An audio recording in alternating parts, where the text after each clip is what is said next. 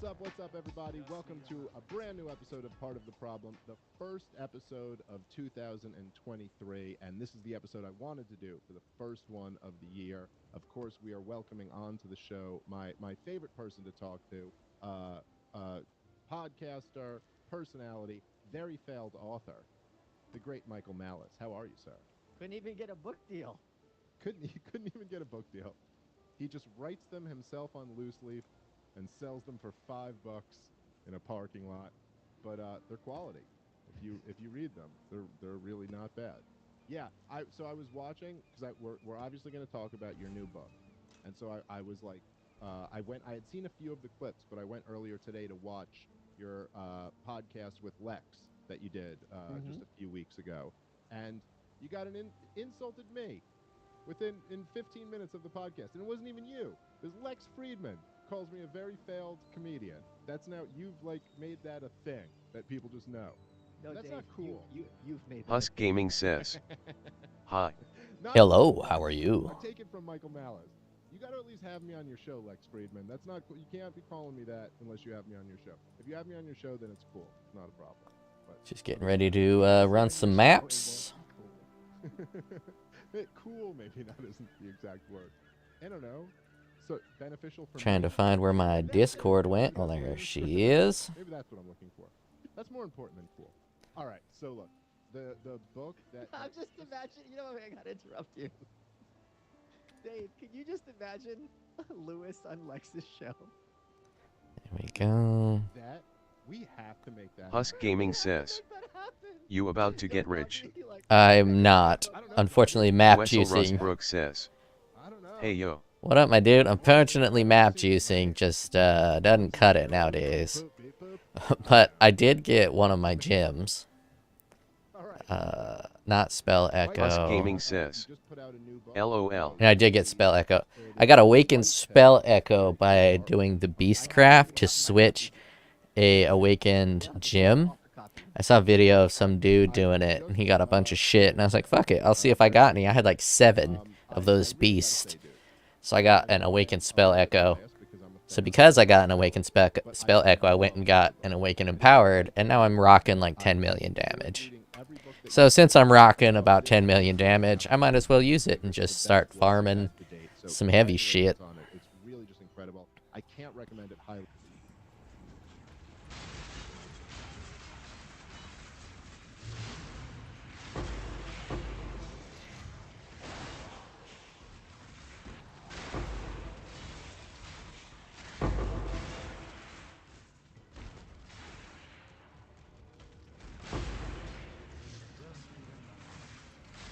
I still forgot to set my flask up to auto cast. I need to go do that.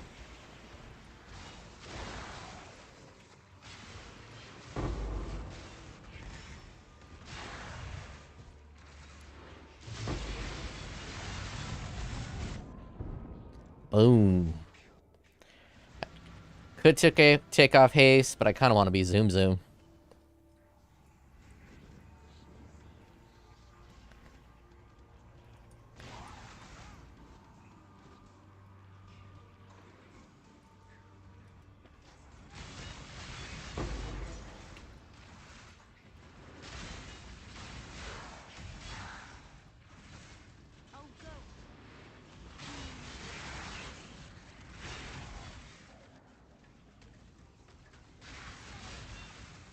And I'm playing the hardest game in the world right now. Says, I like how the animation is just a thrust and bunch of knives pop out.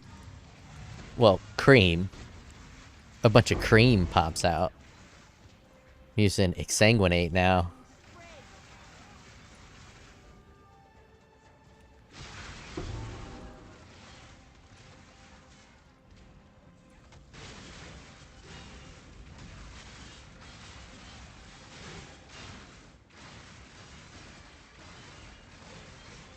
A bunch of cream. I think I'm missing an aura. Yes, I am. Gotta have that vitality.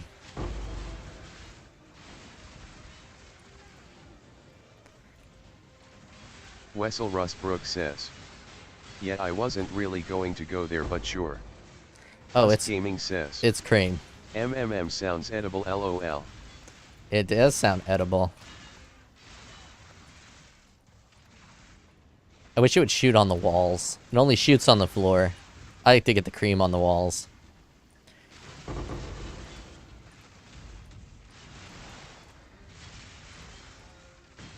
That boss died like instantly. Wessel Rustbrook says. Bruh. It's easier to clean off the walls. Shit sticks into floors.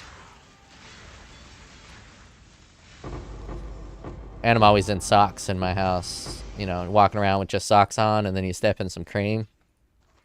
And your socks are all sticky. Us Gaming says. Oh my lord. Ain't nothing worse than sticky socks.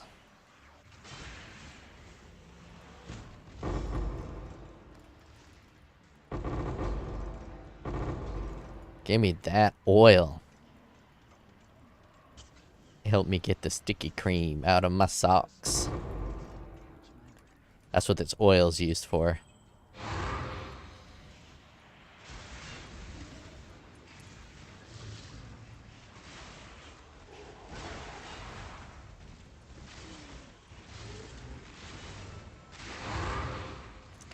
I'm gonna work on a 5-way. So I got a bunch of the scarabs for the Legion.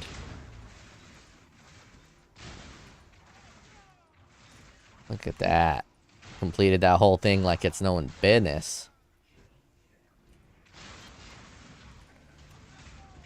Got a Legion boss as well.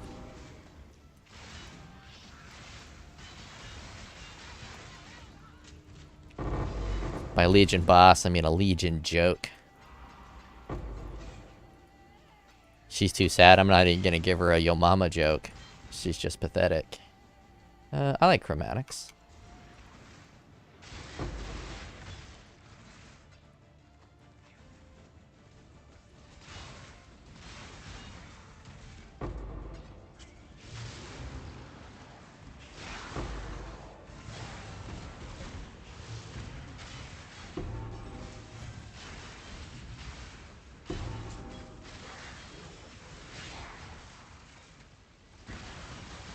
Increase rarity, we'll take that.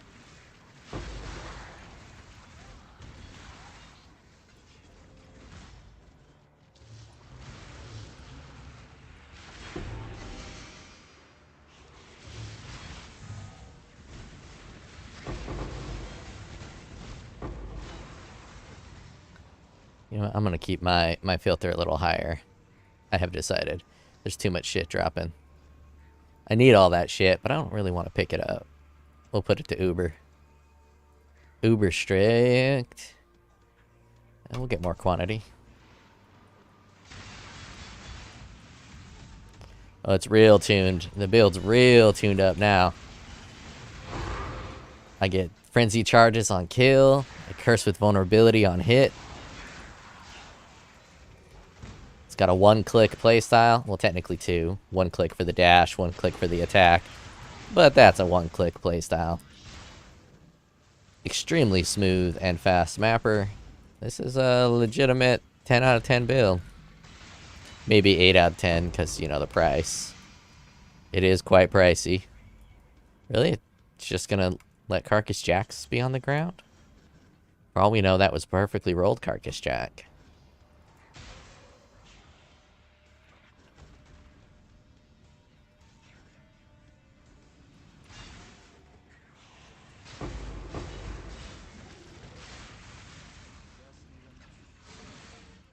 It's a nice and chill Friday. Usually I hang out with my wife on Friday, but she doesn't really want to watch a movie or the TV show we're watching. She wants to watch Parks and Rec. And I find the blonde chick in Parks and Rec to be like nails on a chalkboard when she talks. So essentially she's the female version of Steve Carell's character from The Office. And I can't watch either of those movies because those two characters are far too annoying for me.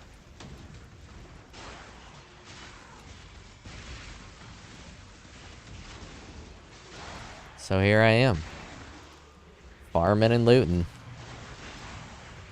being all highfalutin.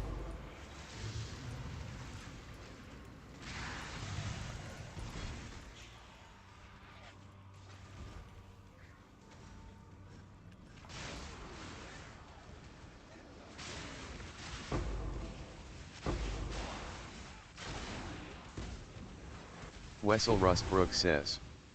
It's a show, not a movie, lol. The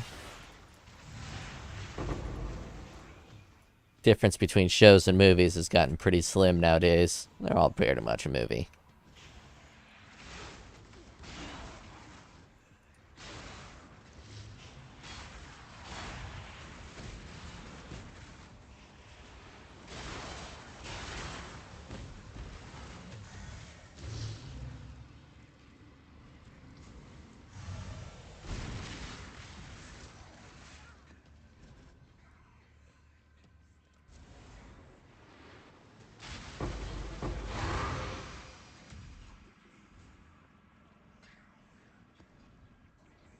And 31 monsters left.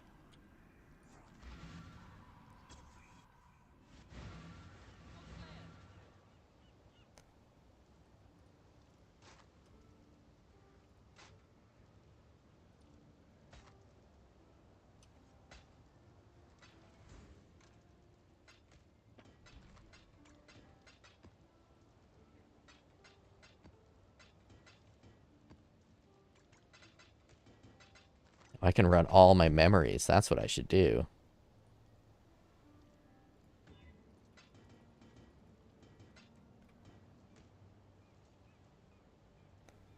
Yeah, I want to run all my memories. I wonder if... Hold on. I wonder if they will let me... Where do I want to put that? I want to run Strand. Crimson Temple, Museum... Sure. Oh, I like that. I don't know what Crimson Temple is. Or Museum. Wait, no, I know Crimson Temple. I don't know Museum. Wessel Rustbrook says. What macro are you using that auto sorts for you? Auto sorts. I don't got anything that auto sorts. Auto sorts what? I just sort it myself. Nothing auto sorts. Let me pull these out. See if I can use them on the maps. Badoop. Badoop. Badoop.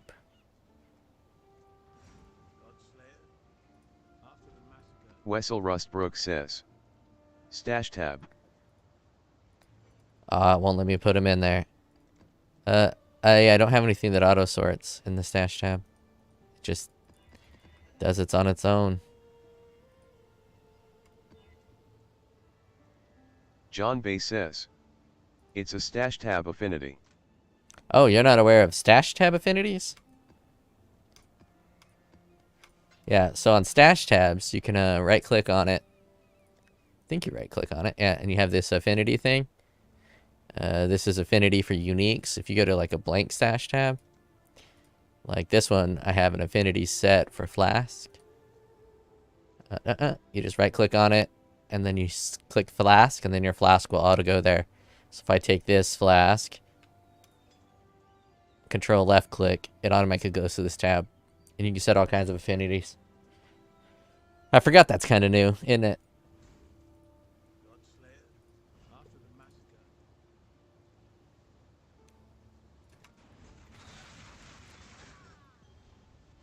Mike Harris says. Yo. What up, my dude? Just running my 8 to 10 million extremely fast mapper.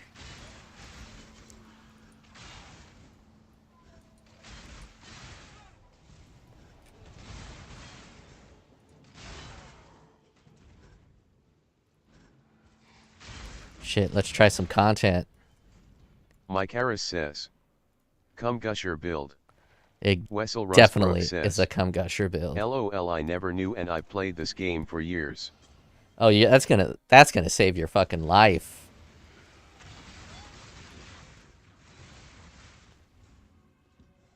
I'm almost already out of resolve. I must suck.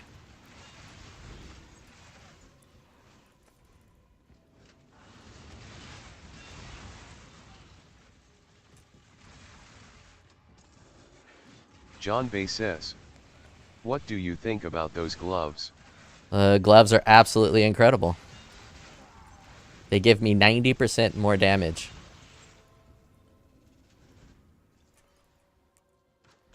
Around 90%. Do I still have my path of building up? I do not. Yeah, the gloves are like the glue to the build.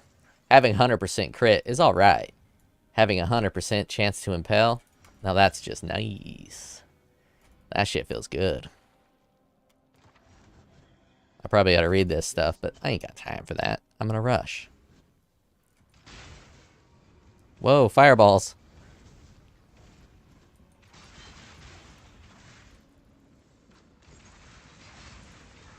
John Bay says, "Are you a trickster or assassin?" I'm dead. I'm gonna trickster. I'll show you my gear real quick. Let me clear out all these boys around me. I'll do a super fast 30-second rundown of the build. Let's backtrack a bit. Oh, we still got boys here. Alright. This boy gives me this and this. Give me 100% crit chance. This right here gives me spell impel. This right here is where my skills are. I am rocking Anomalous Exsanguinate. Anomalous gives it 10% increased attack cast speed. I got increased critical damage support, Spell Echo, Awaken Empower, Awaken Brutality, and Awaken Chain Support for ridiculous damage. This right here gives me increased global critical strike multiplier. This bad boy has the 4% chance to gain a frenzy charge on kill. This curses enemies with vulnerability on hit. This is just the stat stick. And that's the build. I have all my auras in here with an Awaken Enlighten, Pride, Herald of Purity, Haste, Petrified Blood, and Grace. John Bay says, "Do you ever use Call of Steel?" Absolutely never. The damage is not higher than a regular cast speed, unless there's something I'm not aware of. When I was using Ethereal Knives, which is what I was using before Exsanguinate, anytime I used Call of Steel, it did less damage than just recasting Ethereal Knives. So I think in order for Call of Steel to be useful, you have to do something with it. Maybe you can get more blades on the ground, or there's some type of jewel that makes it strong.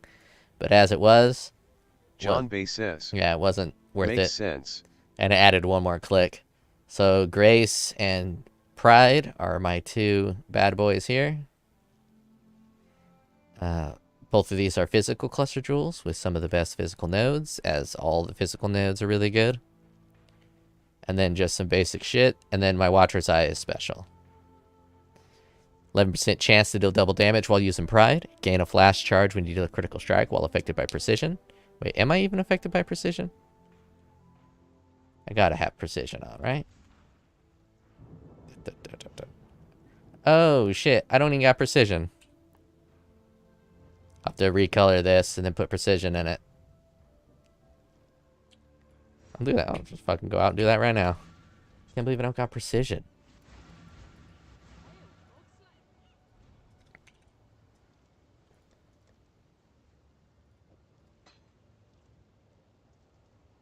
Second wind, dash, faster attacks. I'm never going to use this. I'll just put it right there.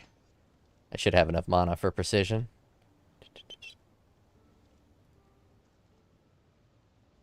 John Bay says, "What Atlas strat you doing?"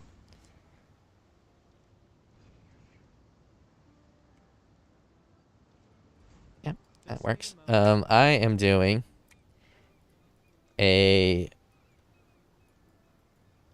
grand design strategy for monster pack size, so that way I can be mindless. Mike Harris says, "Crazy world we are in. 6-year-old shoots teacher at elementary school in Virginia."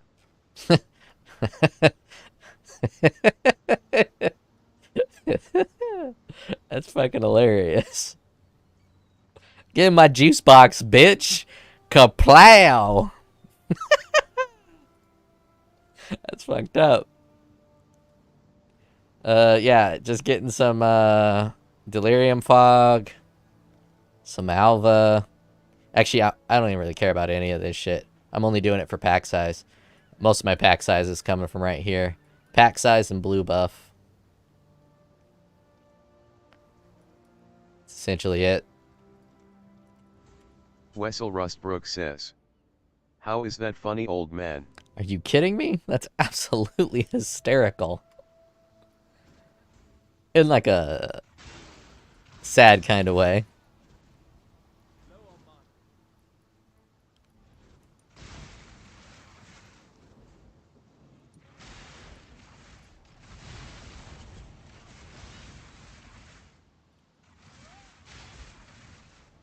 Like,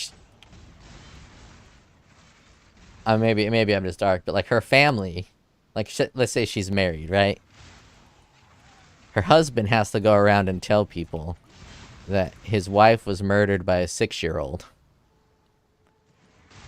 The amount of people that are murdered by a 6-year-old is probably one. I imagine she's probably the only chick murdered by a 6-year-old.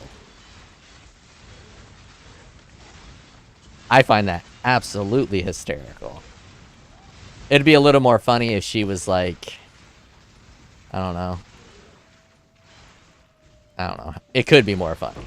It's not the funniest thing, but it is funny.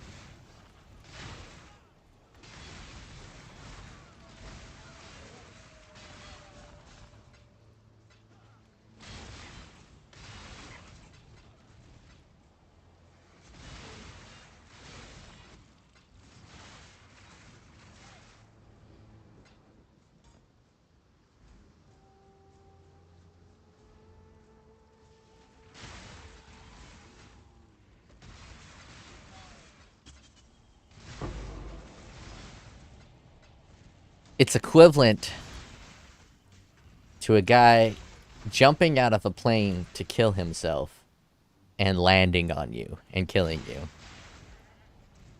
And it's like, how did you die? Oh, a guy jumped out of a plane and landed on me.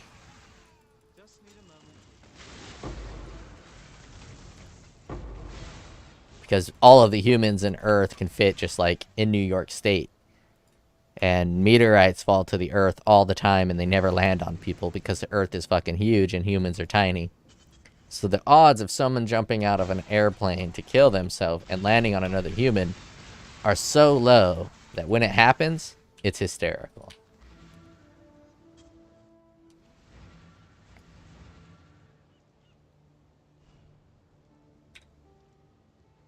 All right, I'm gonna recolor this properly.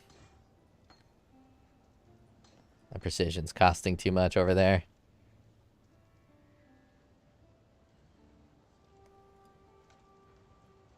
I'll do it the socket method. Socket method will be better.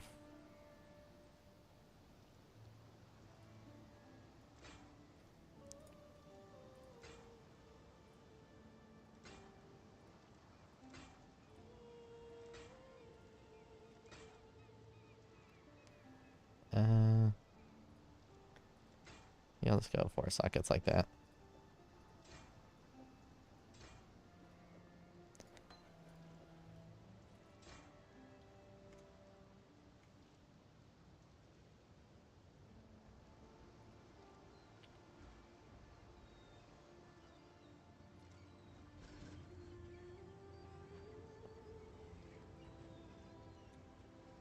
How's the trail? After the massacre. Oh, well. Some bitch.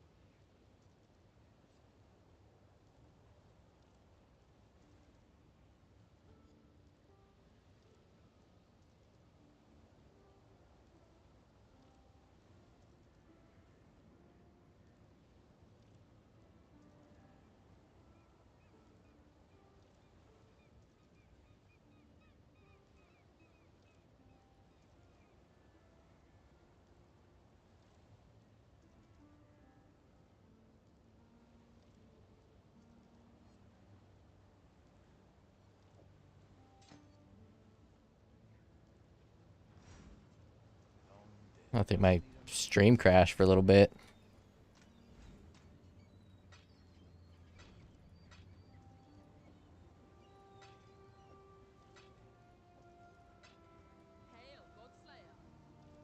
That's the trail. Maybe YouTube didn't find it funny that I found it funny.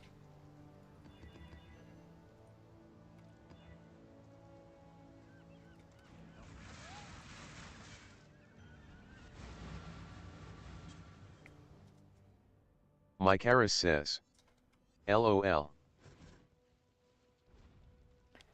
I mean, it is sad and tragic, but, like, I don't know.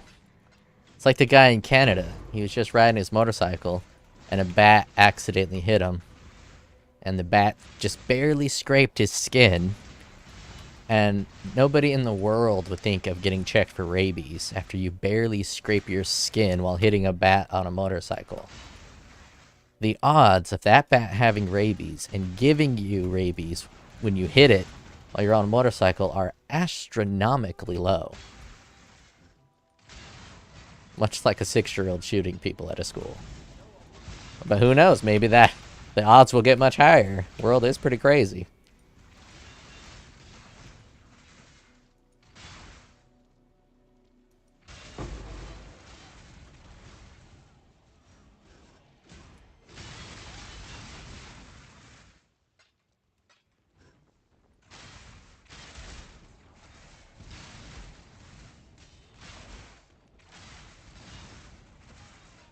God, this build is so fast and does so much damage.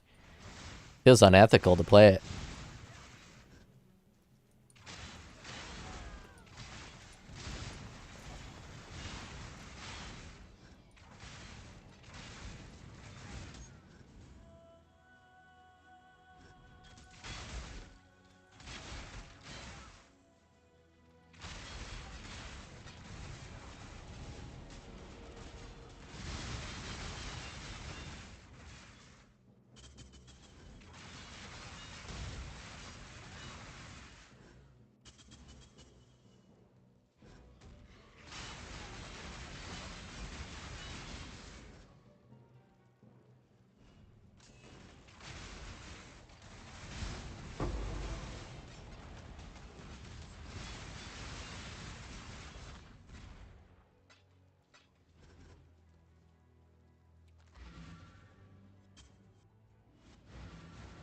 What's there? That's the trail. After the massacre.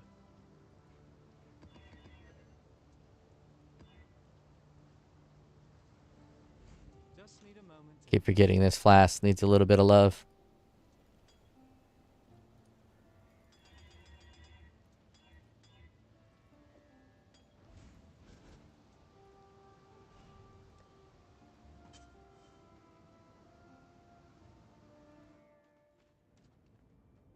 Enough for people listening.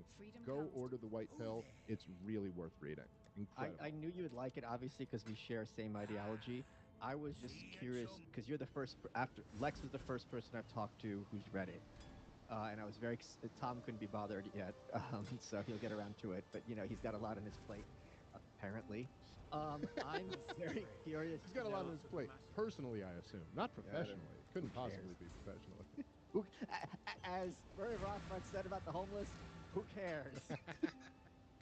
I'm curious to know what specifically you enjoyed about it. Because let me explain why. Because as the author, there's scenes I like, there's lines I like, and I never have any good idea of what people are going to respond to. And a lot of times, like I was talking to someone, and they rattled off this Discord like cynicism, and I said to her, "Tweet this out so I can retweet and give you credit." She's like, "It's from your book." I'm like, oh. Well, let me just say, I'll say for the audience, if people aren't familiar, the book is about the rise and fall of the Soviet Union. That it's really kind of a story of tragedy and hope. If Carol Quigley hadn't taken that title could have been the title for this book. And it's really the white pill in the best sense of what people mean by that term, the white pill. It's not like the white pill is not the blue pill. It's not saying like, oh, things aren't as bad as you think they are. And then history always kind of leads toward the progressive, better outcome. And so, be optimistic for the future. It's kind of the white pill is kind of swallowing the black pill, taking all of that in. Like, yes, it really is that bad. It's as bad as you think. It's actually, it might even be worse than you think. Yeah. And then at the end of it, spitting out that there's still a case for some optimism. And so this book is, let's say if you read 90% of the book and don't read the last 10% of it, it's the black pill. Oh, yeah. There's no white pill in it until like the very end. Zero. It's like you can, and so it's just, what I loved about it. Number one, what I like out of reading a book is enjoying the process of reading it. I like learning things from it, and there were several things that I learned in this book that I just didn't know, like little historical events that I didn't know. Like I don't know, I don't spoil too much. This but, like, man, didn't I don't know like. that. Need to make a Gorbachev mental called note. Boris Jared, Yeltsin I don't like after he, evidently the tried museum. to kill himself or something. Like I've never heard that before. And there were a bunch of like little things like that. And then it was the other thing. So these are the three things I look for usually in a book that I really love. Is I enjoy reading it, I learn things, and it makes me really think. And the book really made me think about a lot of like the lessons of history that you could learn from the rise and fall of the Soviet Union, and how that's applicable to what we're going through today, how we should think about how, like what the last 3 years, what the last 20 years, what the last 100 years Man, of this that's country mean. semen This just book gave me covers all of that. everything. So it was, we could get more into specific things, but Every generally, day is No Nut November for this build. Yeah.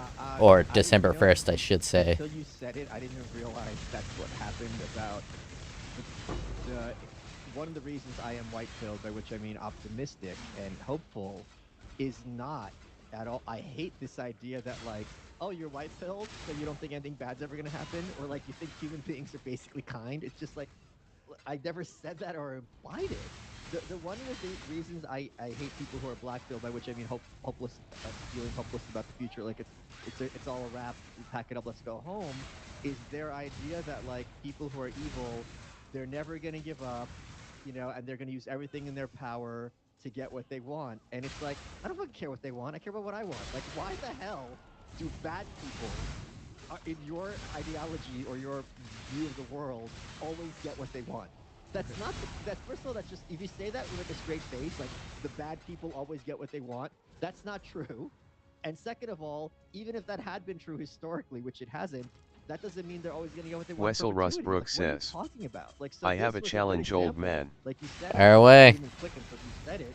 That like, yes, these are not moderates.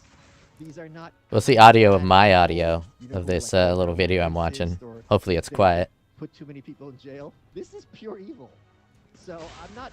There's none of this attempt to be like, oh, it wasn't as bad as it seemed. You're right, but they still Wessel fucking Rustbrook says, No, in fact, make a in the build book, with no auras. If anything, you're I've not wanted to going do that to for a run as evil as you while. might imagine. Not You're just saying no you auras. I would want to use understand Gurik's pelt. Yes. evil they were. All And spells that are disabled, point so explicitly you is can't made use an in aura, the but you Rand also Code can't whole use chapter any devoted to this, that you other actually can't spells. possibly You can use understand attack, the depths and that's of it. how evil this regime was and what people living under it went through.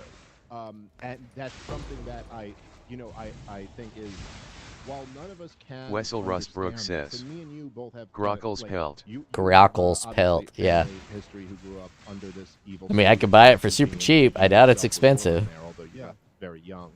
My family, on my grandfather's side, lived under the Nazis, and both of us, I think, kind of, even though you were born there, I think we both kind of understand. It's time to get a mage billet. We never completely understand what it is to live under those regimes, but it's still kind of incumbent on us to attempt to, to kind of like try to imagine what it must be like in those. I know that, you on a previous episode No of mage Lex blood. Friedman, you were talking about, you got into Wessel some Rustbrook stories about your says, grandmother and really got it's very horrible, I've emotional used it talking in the about past. I really related to that because Oh yeah, it is my horrible. grandfather, It that, really needs a buff. really, like just these awful, powerful stories about what it's like And I remember talking to you. I mean, they buffed all those maybe uniques. I was really hoping that this around a year ago, maybe would get 10 it a months ago or buff. something like that, where you were I don't understand how they just let a and you were talking about how difficult it piece was, of gear like and this how just hard it stay was. so I weak. imagine this must have been pretty hard to write a book going into kind of the depths of how fuck. But this 5% regenerate life per second is actually pretty strong for a high life jug or high life champion. And then we can't forget the 15% increased character size. So if I were to do a build like this, one, it would cost a lot because I have to compensate for the damage in a lot of different ways. But increasing character size would definitely be a part of it. All my gear would have to increase character size. So I would create a big boy. Maybe strength stack it and then get that MTX where you're all muscly. And turn myself into a fucking freak beast. Absolute freak beast. But yeah, that chess piece should have really gotten some love. 41% life on a maximum level Karak memory. Wessel Rustbrook says. Used it with ONI Ascendant. I tried to use it once with the Cyclone. But I'm pretty sure there was a reason I stopped. And I think it was because Shockwave is a spell, not an attack. If I remember correctly. This was quite a while ago. And I wanted to do shock, because Shockwave, you know, that's enough damage. You just spin around, Shockwaving. You don't need auras.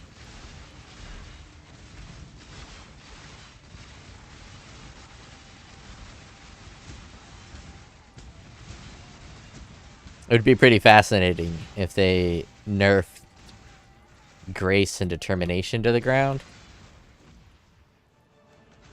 Because it would be interesting to see what happens to Ubers.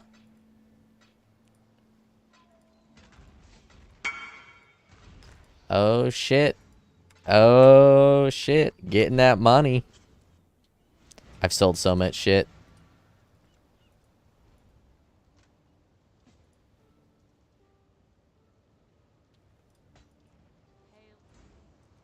Gotta have him come and step in my jizz when he arrives. Wessel Rustbrook says. No one could do the end game. That's kind of what I'm thinking. And they'd have to rebalance the entire game if they fuck with Determination and Grace. Because right now, almost everyone is Determination, Grace, and Defiance Banner to get to that really hard in-game shit like Ubers.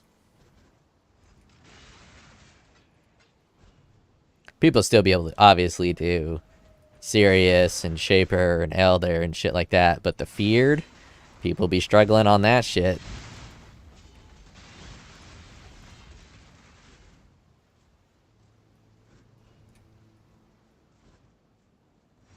For being a final version of this memory, density is dog shit.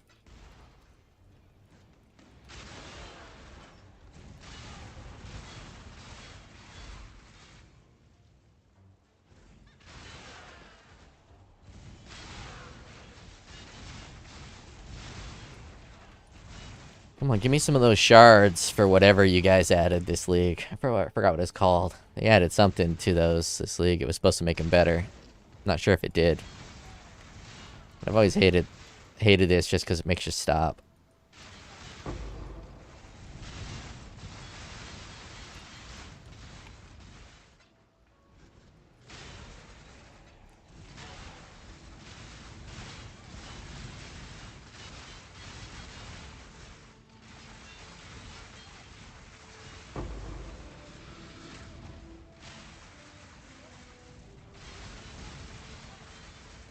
I kind of like the original Exsanguinate better. Silver is kind of hard to see. Red, you could totally see it going everywhere.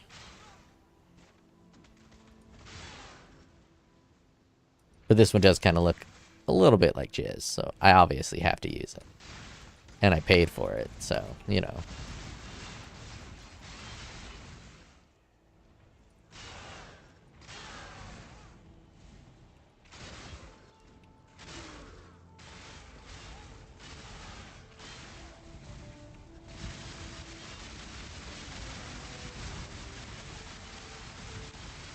And those were tanky boys.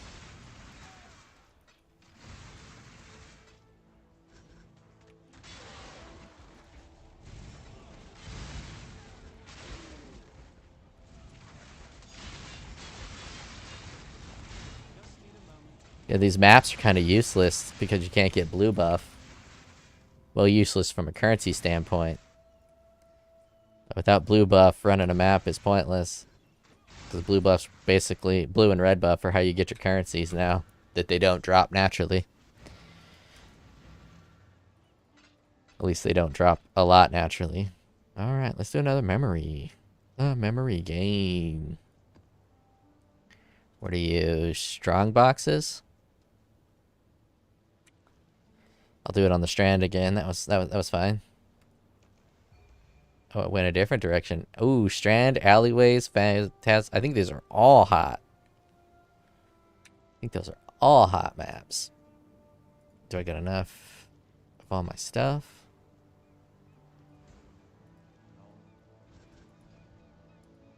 I did it. Hello, exile. Sometimes you don't.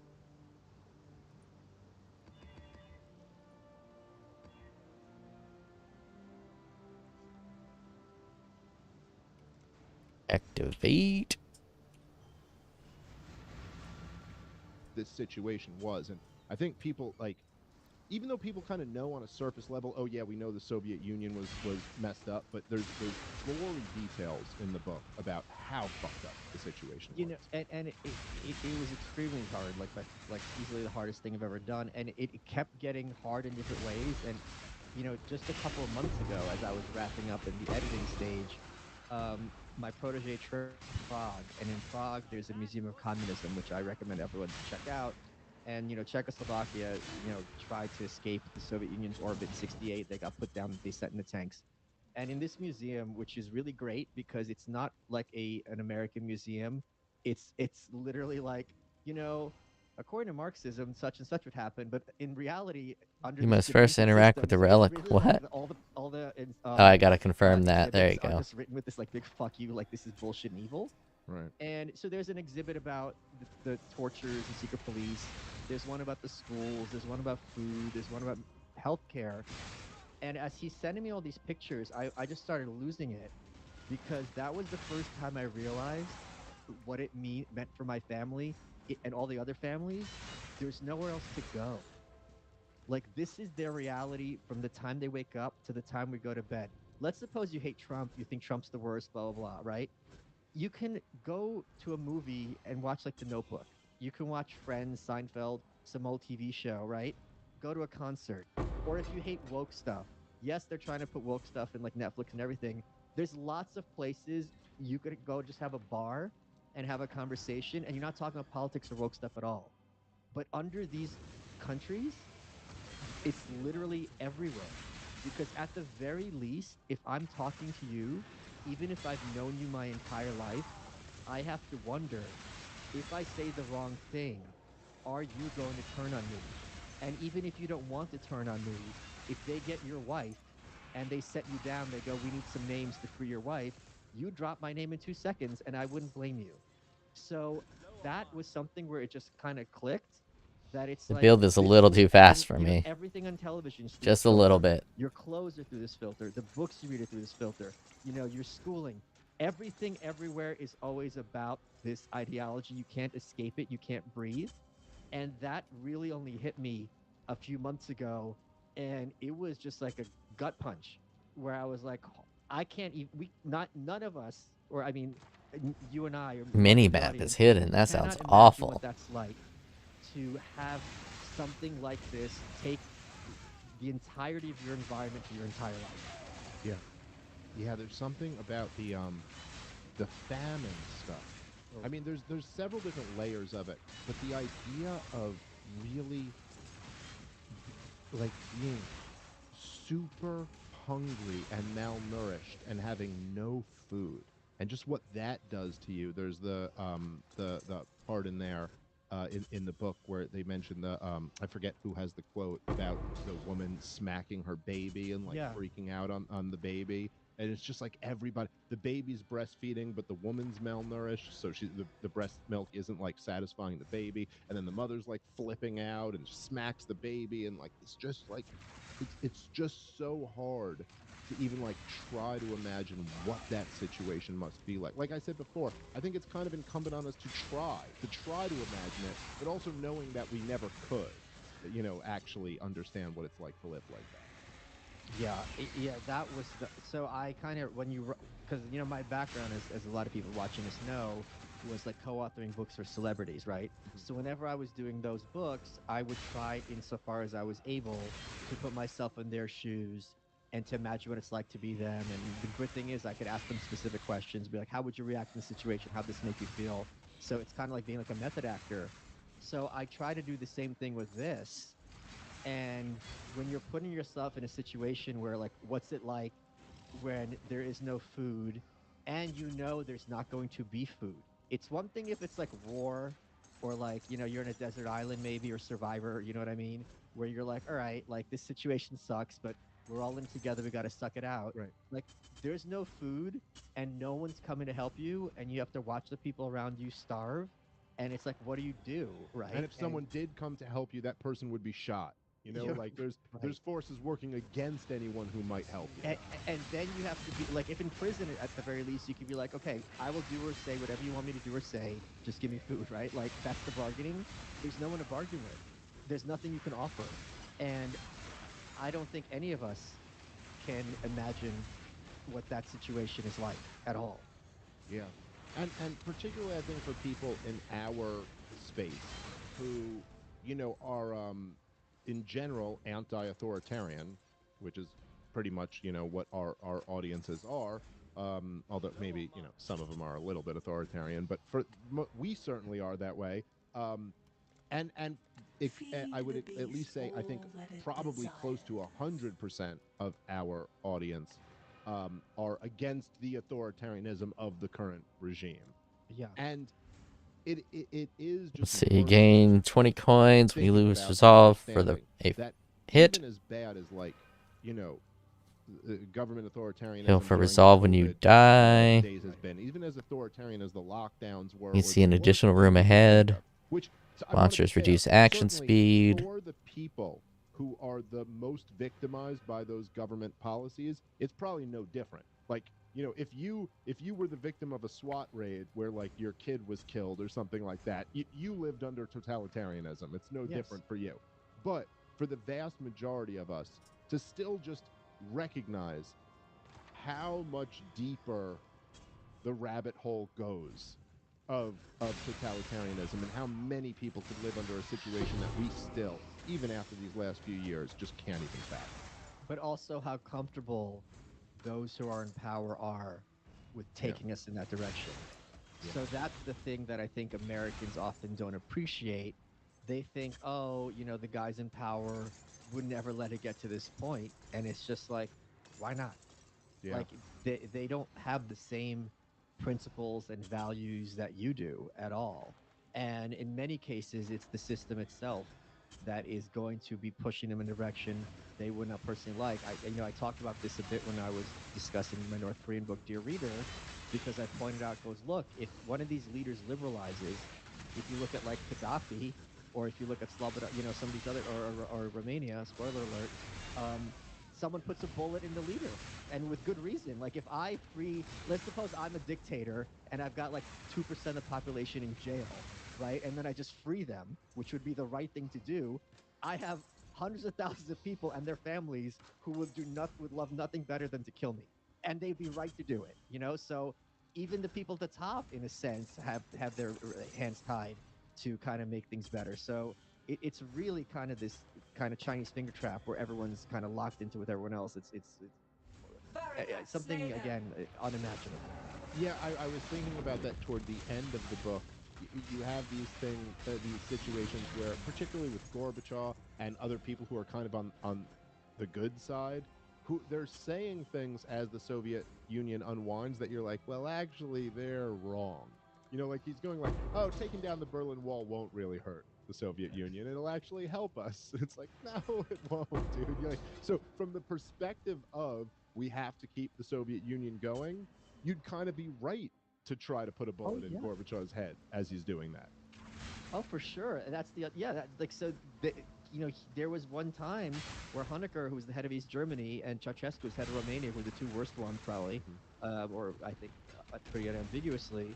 Like things are falling apart, and they're on the phone with Moscow, and they're like, "Dude, you got to send in the tanks." And me and Scott Horton talked about this. Like we both agreed that Gorbachev's like one of the greatest people who ever lived, and he's like, "No." And they're like, "If you do not send in the tanks, this is all gonna collapse and go to shit." And he's like, "Too bad." And it's like they were right. Like they were absolutely right. This was a system that was kept in place at gunpoint. And as soon as you take the gunpoint away, people are like, "Yeah, fuck you, we're not doing this."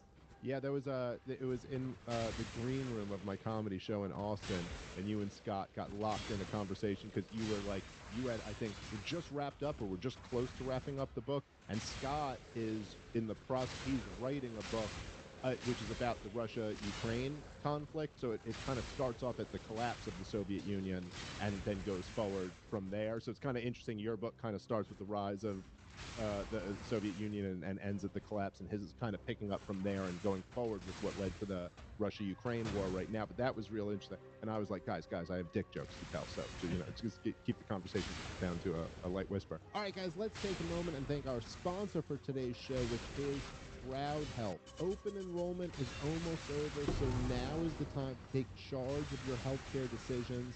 We all know the system isn't working, and thanks to Crowd Health, we can do something about it. With Crowd Health, you can see any doctor you want, no deductibles, no exclusions, or copays. Only pay the first $500 of any healthcare event. The Crowd Health community takes care of the rest. No exclusive doctor networks, no huge premiums or high deductibles, no surprises. Crowd Health puts the community back in community healthcare. You pay one low monthly total to fund your account. You can hold up to 75% of that in Bitcoin if you want to, and your monthly subscription helps fund healthcare costs of the entire Crowd Health community.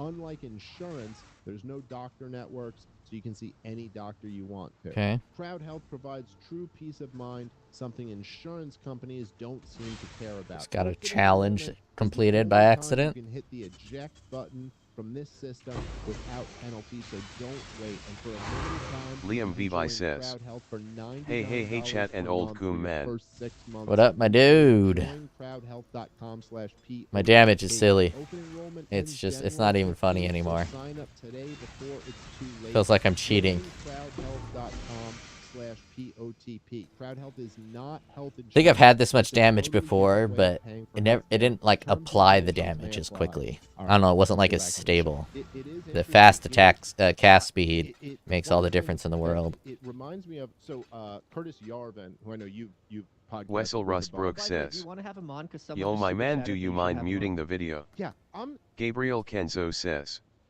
I can't watch this, it's too much DMG for a consumer build. It is too much damage for a consumer build. You are correct.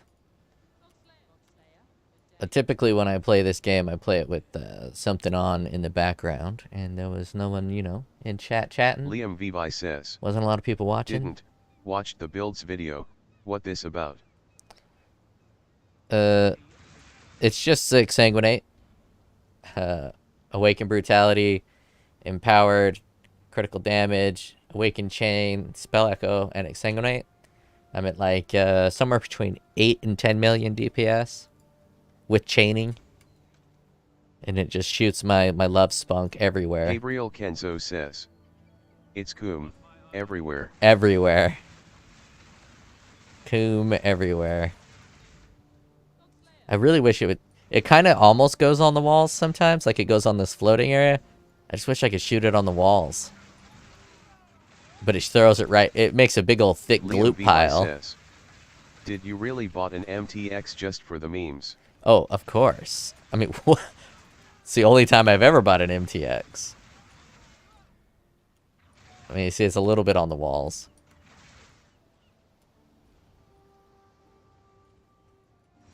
Long day. Wait, Stay vigilant. this is the memory holder. I already forgot what this memory does.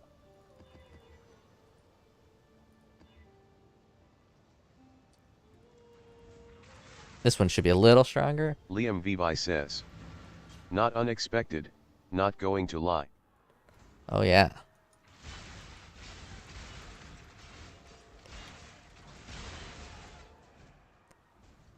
I need to, like, practice keeping up the pace.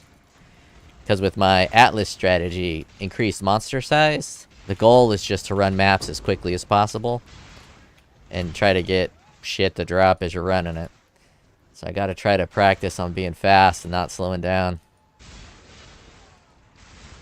Something I'm not very good at. Liam Vivi says. Pure physical or doing any conversion. It is pure physical. With Spell Impel. On perfectly rolled gloves that I got at the very beginning of the league for ultra cheap. And seems like perfectly rolled gloves are very rare.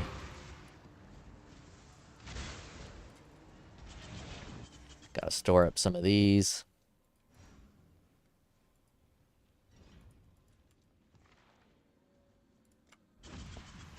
Liam Vivi says. Probably the gloves double or triple your damage. It's about 90%, Gabriel I Kenzo think. says. I'm trying to gear my Spark Inquisitor. I need around 50 DIV for it to start being playable. 50 divine for it to start being playable? Hot diggity damn. Throw that shit in the garbage and play my build. You can get Skin of the Lords for like 30C. This is like, I think 1 for a low quality one. This is like 1 to 5. Getting one of these 6-link can be a little pricey, but it's the price of 6-link and something. You probably get it for 1 divine. And then just some basic rings, and then this thing. And you're good to go. You throw that Spark Inquisitor in the trash. I mean, sure, the Spark Inquisitor doesn't die, and it can do all content, and even Ubers.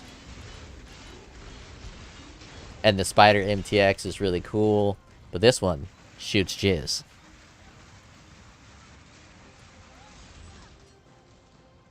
Come on, you can make it. Come on. You guys are almost there. Gabriel Kenzo says. Just the wand is 20 divines. Oh my god. I can't really talk like that anymore because my build is very, very, very expensive now. Like 40 divines, maybe.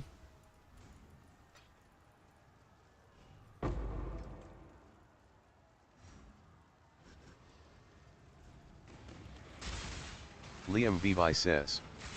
Why not craft the wand yourself? Crafting hard, yo. And sometimes, like, you know, you're dumb. You don't know how to get the right crafts. I learned how to craft one league using a Craft of Exile. Wessel Rustbrook says. You also forgot Spark Inquisitor has the best single target and best clear.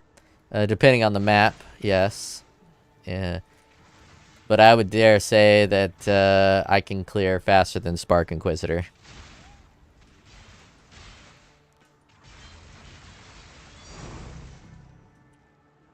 I'm almost positive. For a tier 16 map, I got Spark Inquisitor beat. Just need a moment to catch my breath. Gabriel Kenzo says. Because it's 1 in 6 to unveil the right mode, I'm not dealing with that BS. Oh shit, it's an unveil mod. Yeah, that's crazy. Gabriel Kenzo says. Mod asterisk. Yeah, you never fuck with those unveil mods. One, you gotta run that dog shit game mechanic. I guess it's not dog shit. I just don't know how to use it. I don't know how to do it. Wessel Rustbrook says. What you're using Ashling mod 1. Liam Vivi says. Define telly not best clear.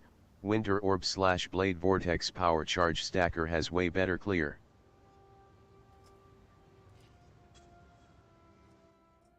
Kind of depends. I think if you did 100% Delirious map, the Spark Inquisitor is in the running for best clear. And clear can be also Like, do you count the feared as clear? I don't. I count the feared as a boss, but some people might call it as a clear because there's so many enemies you gotta fight. But Spark Inquisitor for the feared is Gabriel probably Kenzo the best in says, the game.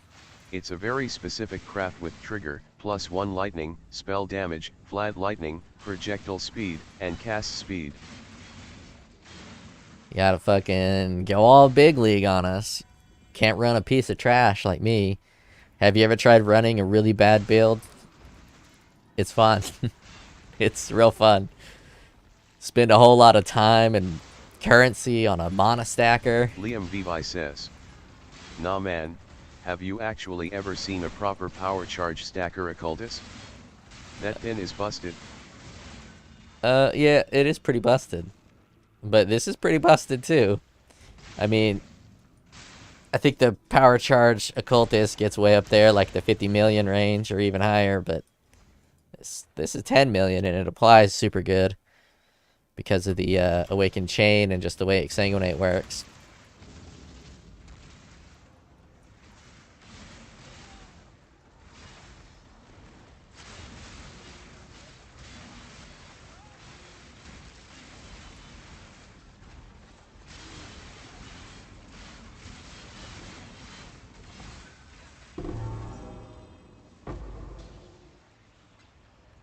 I can even probably squeeze a Headhunter or a Mage Blood in here too. I probably ought to pick up that amulet. If I really wanted to duke this bad boy out, and by duke this bad boy out, I mean deck this bad boy out.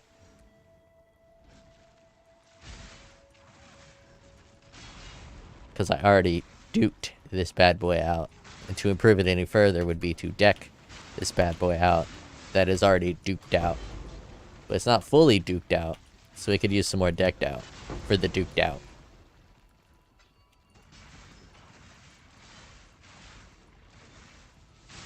Come on, show me who I need to come on. Phantasmagoria. This is my favorite map.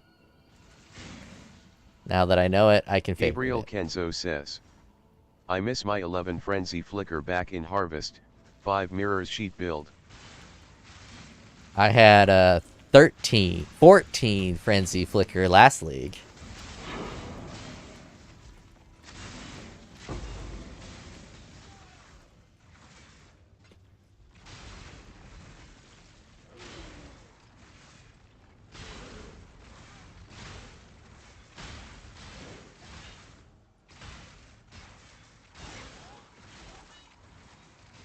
I think Gabriel there's Kenzo even one says, more I could have gotten too. And no links.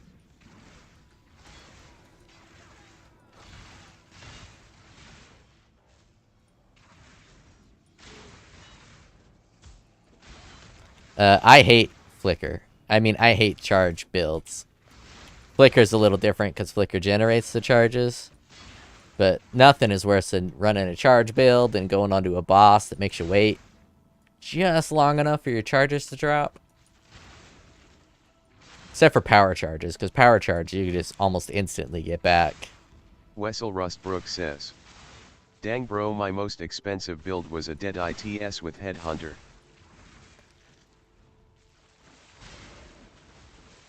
Oh, man. Oh. I had a build that was a couple of mirrors. It's the only time I really went crazy ham. Went ham bologna sandwich on that shit.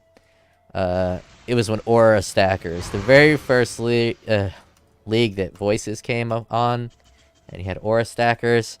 I did an Aura Stacker with 3 Voices, all that good shit. Herald of whatever it's called.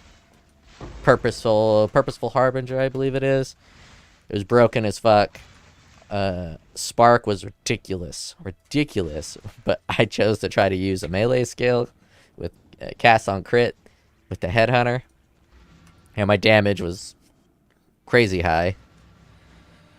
Like probably with the Cyclone build, it's probably like 20 million. With the Spark, I think it's in the 60 million range. And every piece of gear I had was ridiculously expensive.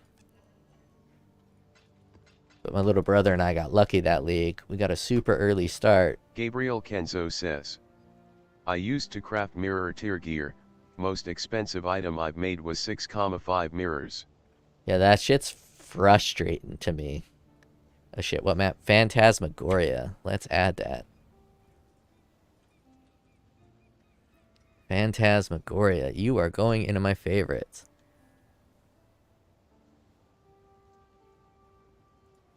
Bam. Let's get rid of one of these. Bam. Liamvavi says, if you tried Flickr you'd probably die. Shit is probably too much for you lol. Yeah, I've ran Flickr a few times, and yeah, about 30 to 40 minutes of flicking if I go like straight mapping without breaks between maps, and yeah, I get full motion sickness. I could take off the multi-strike and do a single strike if I have a really good chance to generate frenzy charges, and it's less bad. It's also a little less bad if you don't use melee splash, because you're not like exploding and immediately warping your screen to a new location. You're kind of staying in one spot a little longer. But, which sucks, because I really want to build a Vol Flicker Strike build. I'm going to have to, eventually. But I won't be able to play it a lot. Gabriel Kenzo says, took a year break from this game, now I don't even know how to farm anymore, sad face. I always tell myself I'm going to take a break on a league. I'm like, maybe I won't play this league. But then they release the fucking patch notes. Then I get reading them patch notes, and I'm like, okay, yeah, I'm definitely playing this league.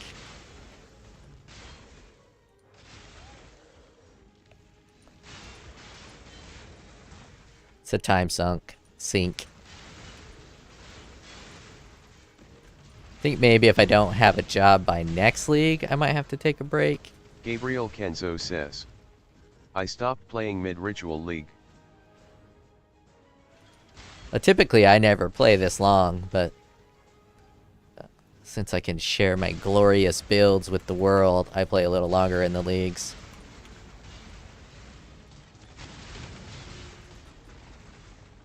Neglecting my other content, though, so I need to continue to make my other content. Watched a couple movies I need to make consumer videos on. But I think I need to make them a little faster. Might change my webpage. Instead of doing it live, just do a little scorecard that I create beforehand. And the scorecard has all the information for the movie. But on the little small webpage I designed, I had it so it spits it into a database. And I was going to actually just maybe host it on a website. And so then you just type in the movie, and then you'll get my specific little review and video. And you can also score it. And do searches. Say you want to find a masculine movie, since I have that feminine and masculine cell. You're in the mood for a masculine movie, you can just do a search on it and say masculinity above a 5. And it'll show you only masculine movies. Or say you're with your bitch and you want to get laid. The consumer reviews. Yeah, the consumer reviews. Say you're with the bitch and you want to get laid and you want a love story, so then you crank that feminine scale all the way up. I probably should be hitting these with the alchemy orbs.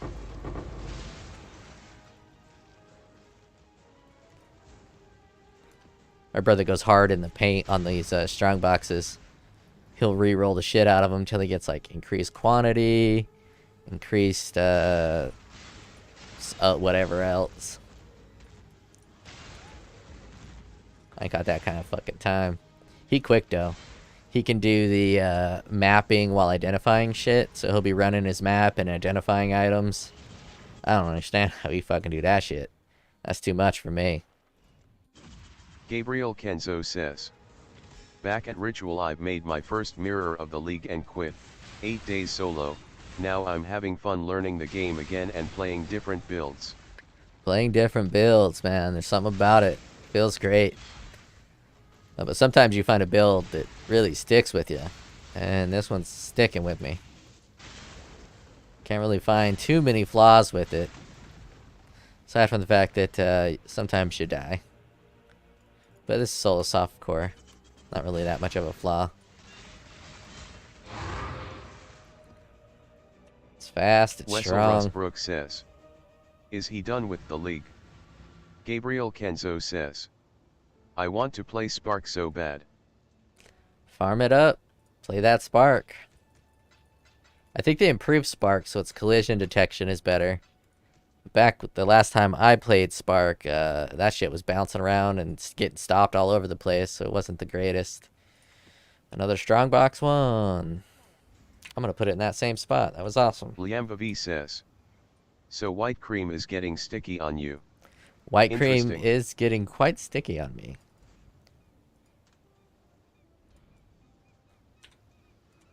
Greetings. Sometimes I wasn't going to buy Awakened Empower or Spell Echo, but I got one in from a beast, and so I figured I'd buy the other and just crank this build up.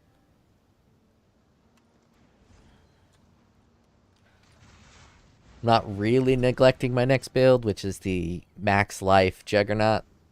I'm just farming with this for a bit. Take a break from the new crafting. And I got to do a bunch of shopping for that build, because I was just using gear that I had. Get some higher life gear, higher life rings, and shopping takes me forever. I should be less picky and just buy the first one that works instead of trying to find like which one is absolutely best. Especially because I'm not like a huge min-maxer. But I think for the life build, I'm going to have to min-max as much as possible. Every gear is going to have to be very close to as much life as you can get, as much strength as you can get. So I can break 12,000 life. Kind of the goal. Break 12,000 life without using that jewel. That makes it so you take all your life at once, or it reduces your maximum hit points based on the amount of life you've lost in the past 2 seconds. Gilded flesh or something flesh. The non-mending flesh.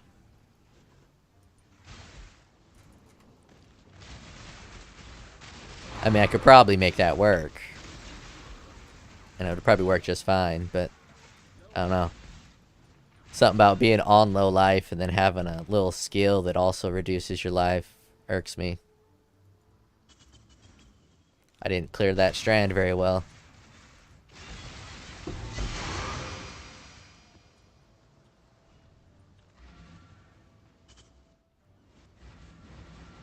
hello, exile. Sometimes you don't.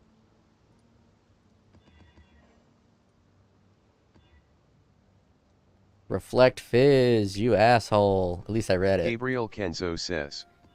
I'm buying gear here and there, refreshing trade site once in a while, trying to save currency for awakened gems. Yeah, if I was a more talented developer, I'd totally create an app where you can list the specific properties you want for a piece of item, and then once it's available on the site, it'll text you. I definitely don't know how to do the texting part, but I'm pretty sure it's got an API for this game. I could probably... I've never developed a mobile app, but I imagine it's not that much different from a desktop app. I could probably get that done if I could figure out how to do the text messaging. I imagine getting a computer to send out a text message is probably pretty complex. Maybe not. I bet there's an IDE for it, or a package you can just install, especially since I do it in Python. Just probably import mobile access. You just call it pre-canned. I'm not even going to bother with you guys. I don't know how to use you. I tried to put Leo to research for free Exalt Slam, and I can never get it.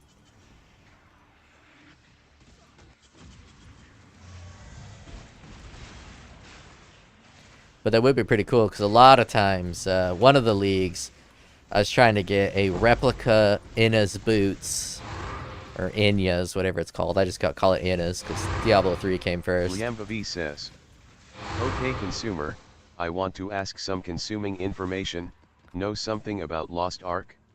I know. I'm trying out new games since I refuse to keep playing POE. I know nothing about Lost Ark. My older brother played it a little bit. and he typically plays gacha games, so I imagine it has a pretty invasive monetary policy. For a while, it was very highly streamed on Steam, so it's likely a good game. People play it a lot. I'm a bit of a hipster, but I'm intelligent enough to know that I'm a hipster, at least wise enough to know that I'm a hipster, and I kind of don't really care too much about how popular a game is. But there is something to be said for a popular game, because a bad game can never become a popular game unless it's like people playing it for a meme. But that doesn't mean that a popular game is a game that you will like. And there's a big difference between a game being a game you'll like and a game that is popular. Lost Ark was extremely popular, which means that it's a good game. If that makes sense. And the small stuff I've seen about it, it does look pretty Gabriel fun to play. Kenzo says, imagine if POE had an auction house instead of this stupid trade system. Yeah, but at the same time, I kind of like to play solo self-found.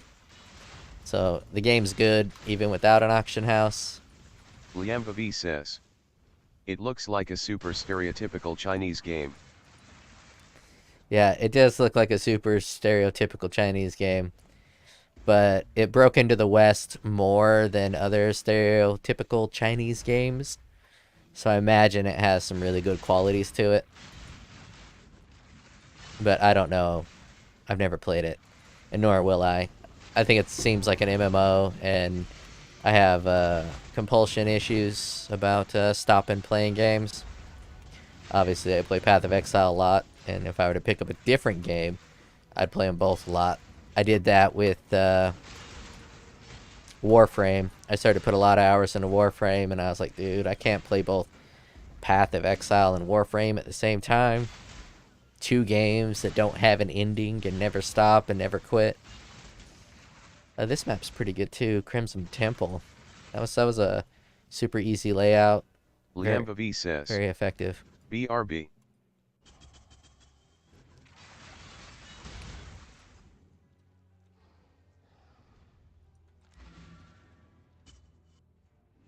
Burb. Greetings. Sometimes Gabriel Kenzo says, I went insane in 3 weeks of Lost Ark. Wait, he said Lost Ark, right? This is the same game we've all been talking about?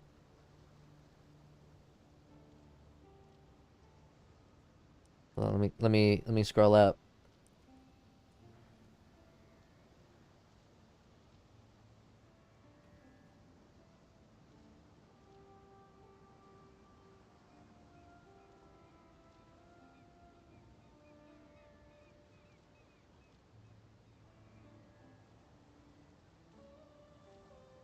Yeah, he did say Lost Ark. Okay. Sorry. I thought maybe he was talking about a different game. Let's just make sure we're talking about the same game.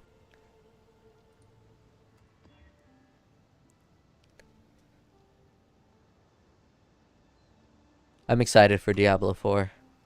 I'm smart enough to not be excited for Diablo 4, but I'm still excited for Diablo 4.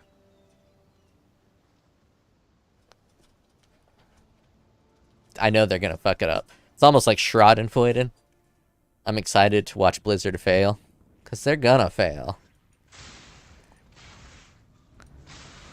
I mean, the game might work out in the end, but when they launch it, they're gonna fail.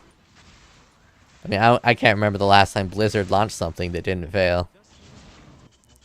I did apply for a couple jobs there. I'll work at Blizzard. Help out the disgraced company.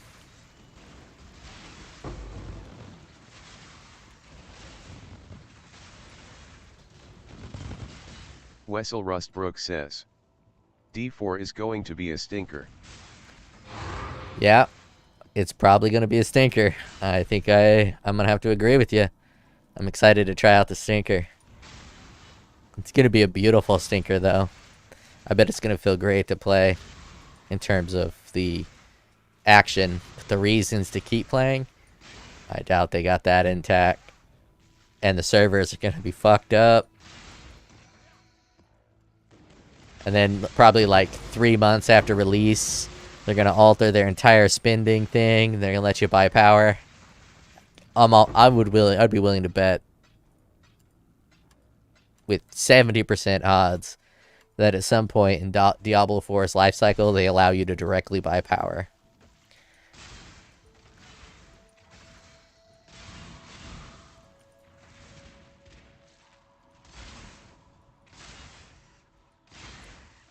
And yeah, you can get I can't even say that word, syntaxical, and say that you can buy power in Path of Exile through illegal trading sites.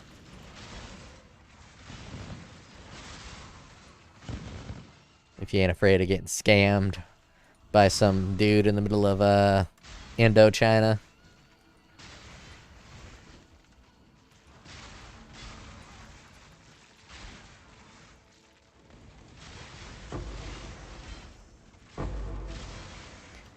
Back in the day, before they had electronic bots to run this game, bot farms were actually manned by people. And apparently, so the story goes, a guy that I know knows a guy who ran a real life World of Warcraft gold farming like facility in China. And he hired like 300 Chinese employees to farm gold for World of Warcraft, and then he sold it. I don't know this for a fact. I wasn't close to the guy who told me this, so he's not a close friend who I know doesn't lie. But that is what he said. That takes a different person. That takes a different person to do that kind of thing. Not me. I'm a corporate little whore. I want to go to a 9-to-5. I don't want to move to China, buy a Chinese facility, hire a bunch of low-wage Chinese employees to farm gold in a video game. Like, to have your life turn into that, I can't even imagine the mindset and the pure balls. Imagine the balls to just move to China, buy a warehouse, hire 40 or 400 people to farm gold for a video game. The risk on that, the risk profile of that decision is absolutely insane. It's a little bit of envy I have for people who can take that big of a risk, that big of a leap. History repeats itself. Sometimes you don't have to. Oh, I'm all out. Oh well, I won't pump it up. Oh, 97% chance Gabriel to Kenzo spell says, impale. I know a guy that pays his bills selling POE currency on RMT websites. Pays his bills, like, does he get paid well? Does he make enough money to actually pay his bills? Maybe I'll start selling some of my currency. That's probably against policy. I've never looked at the policies for that. I mean, obviously, I didn't stream. I can do whatever I want, regardless of the policies. But if you're streaming and you do something against Gabriel policy, Kenzo says, you're going to get a ban. it is. Yeah, you're going to get a ban. Liam Vivi says, it is illegal, yeah. Yeah. Ban Central. So I guess I'll just be holding on to my 29 divines. I mean, shit, I have to buy so much shit. These will be gone soon.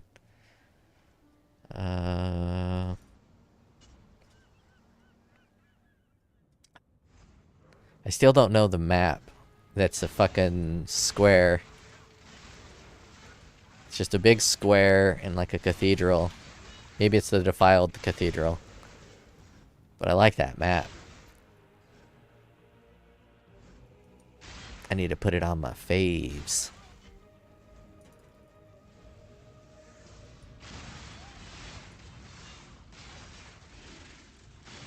I need to do a 5-way.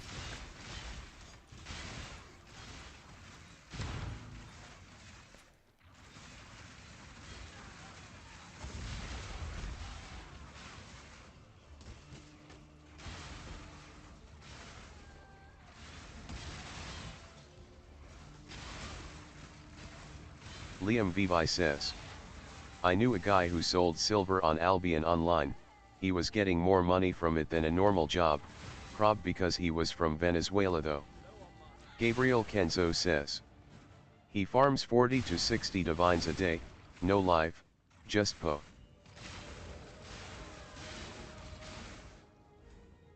Yeah, I guess that's probably enough to pay all your bills and give you food. Just enough.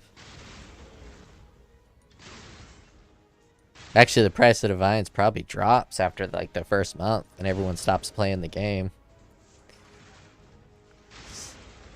So he's probably got a different side hustle, or he's got a side chick, pays for his stuff, or he farms way more than 50 to 60 a day. Oh, he also nah, I don't know if they have something where you can buy gear. I remember in Diablo 2 days, getting up to a Zod rune was basically impossible. I never even got close to a Zod. I think I got like 5 down from the max in that. So the only way to get something good like Breath of Death? I forget what it's called. Damn. It's been a while since I played Diablo 2. Breath of the Dying, I think it is. Uses a Zod in that crafting in that rune word. The only way to do that is to buy them from Chinese sites. So I went to a Chinese site to buy one. And it was like almost like Amazon. It was pretty wild. You just had items that it showed like a little picture for. And you just click on the item you wanted.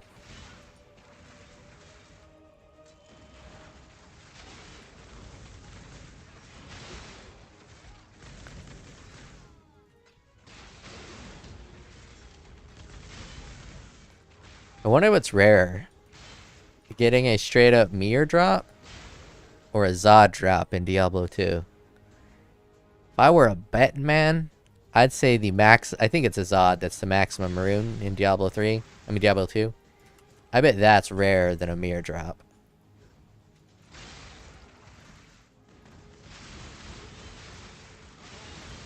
And if it's not rare, it's pretty close.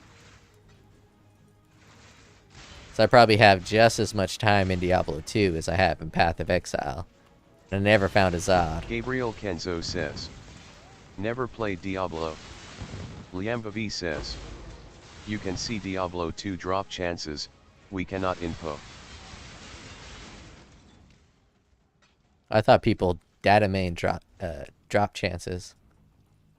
Or at least like the buckets that they Liam get Vivi put in. says. Hard to know what's rarer. It is hard to know what's rare. Liam Vivi says. They do with bosses only. Oh. Gotcha. I got any more memory left? Nope. Let's run another memory. I got 3 more. Jeez. Breaches, Abyss. Ooh, Harvest. This'll be fun.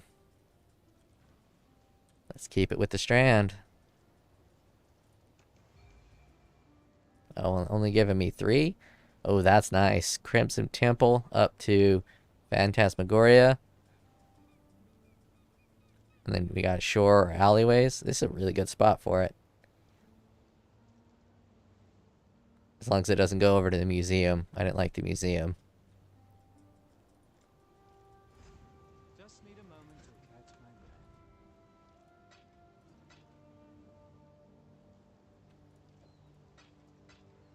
Gabriel Kenzo says. Harvest 1 costs 1,5 divine a pop. Woo!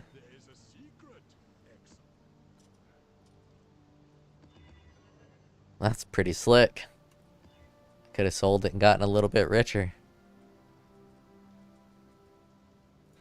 But maybe I'll get rich from whatever I find in here.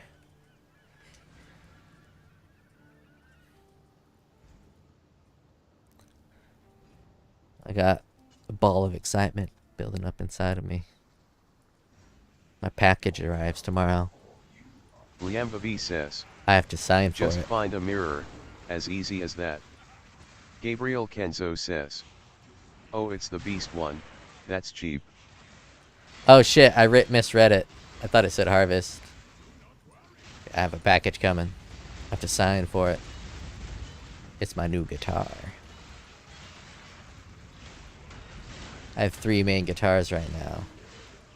One of them, my Parker, requires a 9-volt battery. And the 9-volt battery keeps dying. And then I can't play the guitar. And I'm getting real tired of buying 9-volt batteries. So it's been dead for like a month and a half. The other one is a lower end ESP with a Floyd Rose. And because of the Floyd Rose, it's very difficult to tune it into a different tuning other than E standard. So it's kind of a pain in the ass. So I bought me a nice little Gibson Les Paul. Coming in the mail tomorrow. I'm gonna play that all day long. Unless it needs shop work. Then I'm gonna work on it all day long.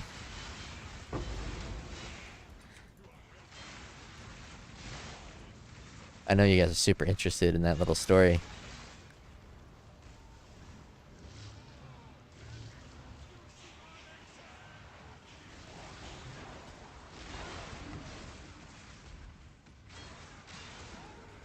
I'm pretty excited about getting a beast one though, because maybe I'll get one of those Awakened Gem beast. That guy's video is awesome. I recommend you watch it. I don't know who that guy is, but he did a bunch of beast crafts on Awakened Gems. I think he did like 36 divine worth of the beast crafts and made like 80 divines or some shit. Obviously it's luck, but I also got Awakened Spell Echo. Whose video? I forgot who it was. Omissive. I could go through my watch history, but then you're gonna see a bunch of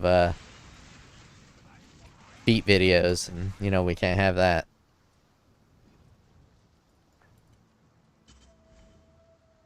Paulstrom, I think it might have been. I think it started with the P.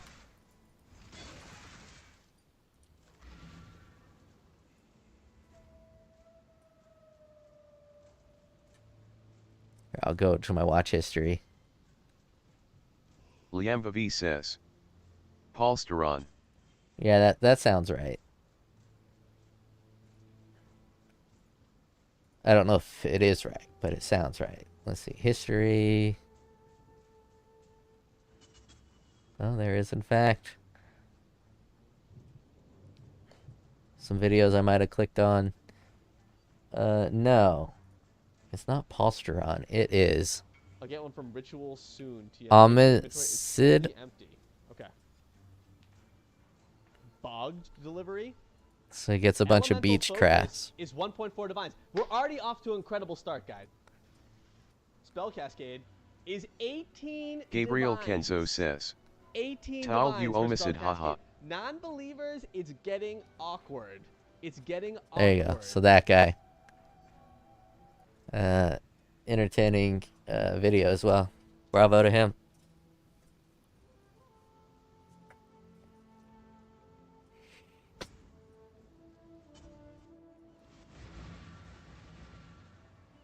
I like when people blow up in popularity, not like in real life. Gabriel Kenzo says. I'm a little bit drunk. Can't type WTF. Well, Gabriel, so am I. It's Friday, my dude.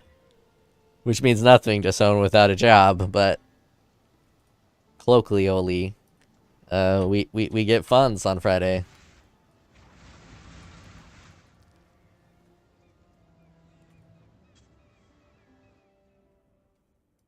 My microphone sits right in front of my keyboard, and I've never typed without looking. Obviously, I can type without looking, but I never did it. And I never learned with one hand. So I got my right hand on the mouse, so anytime I need to, like, type something, it's a bit of a struggle to get my hand in the right spot in the keyboard. So I've been struggling with my typing as well, even sober. Gabriel Kenzo says, well, English is not my main language, I can't even speak Portuguese right now LMAO. That's pretty cool. I tried to learn Japanese for a little while. I don't think my old brain is fit for learning new tricks.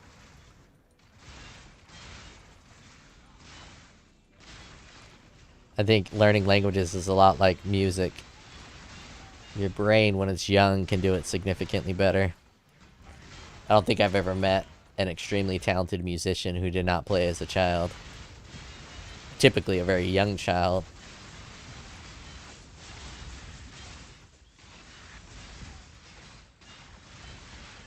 There's a lot of mediocre musicians that didn't play as children. But the virtuosos, they all started very young.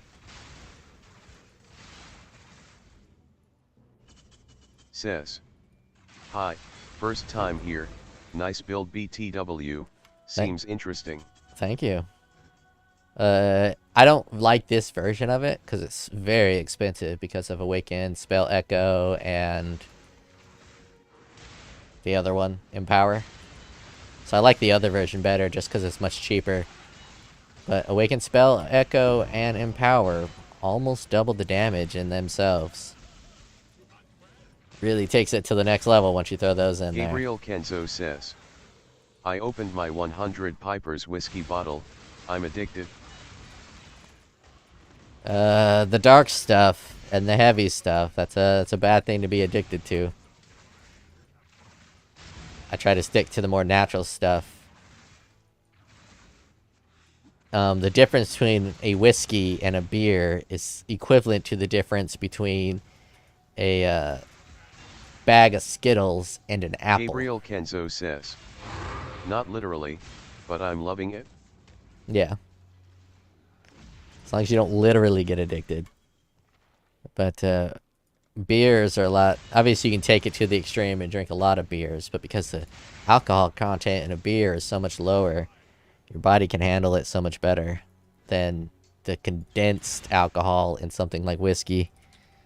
Obviously, whiskey is meant to be sipped, but some people go a little far with it and do the shots and stuff.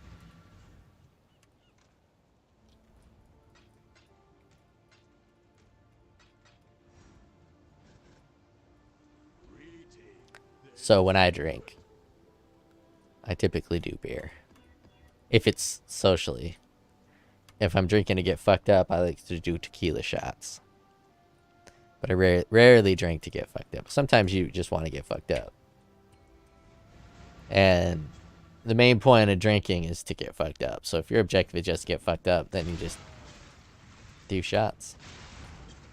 Gabriel Kenzo says, I drink it slowly, I like to appreciate my drinks.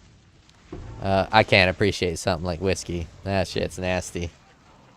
People who say otherwise are fooling themselves.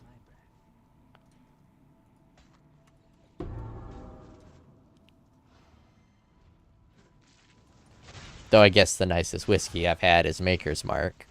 So maybe the very high-end whiskey is better. But I think it's just that it's less worse than the other one. Like if you've been drinking gasoline your whole life and then someone gives you diesel fuel and it's slightly better than gasoline, you're like, man, this diesel fuel is delicious. My whiskey 0.5L bottles stay opened on the shelf for plus half of the year XD. Is that bad? You get film and dust and gunk in it? I don't know shit about liquor. I don't know if leaving it open is going to ruin it or if it's going to make it better. You probably wouldn't appreciate science, you don't know what's good. Yeah. But I've attempted to know what's good, and I'm of the opinion that none of it is good, and they're just comparing bad to bad. Gabriel Kenzo says, now when I want to go balls deep, I drink a lot of beer, vodka, or tequila. Tequila's a good one. Doesn't play well with friends, but out of all the hard liquor, doing the lime, salt, and tequila, that one's not as bad.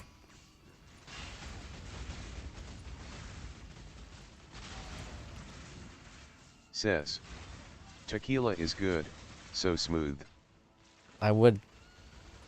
See, I don't like the word smooth when people talk about liquor, because it definitely isn't smooth. It's just Says. smoother. Vodka, I don't know is punch so hard. Yeah, vodka's got a hard punch. Tequila's smoother than vodka. I don't know. People always use the word smooth with liquor to describe it. And obviously I'm the wrong one here because that's how everyone's described something like tequila, smooth. But it's just not smooth. Some people say warm sake is smooth and easy to drink, and I had warm sake in Japan. I wouldn't describe it as either smooth or easy to drink. It's pretty gross, too. Not a sake fan. Gabriel Kenzo says. Oh, I got. A good whiskey is smooth. You say that. But I can't counteract your words. Best whiskey I've had is Maker's Mark. Which I don't think is that good because you could buy it in like a regular store.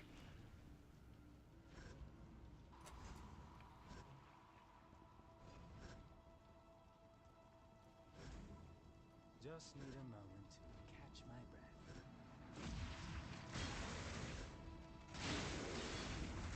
breath. Liamvavi says.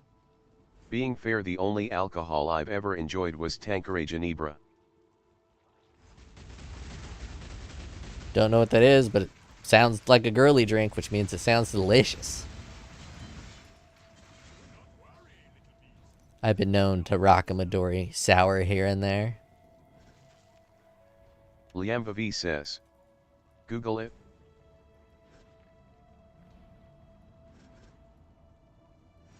I'm guessing it's feet, you sick bastard.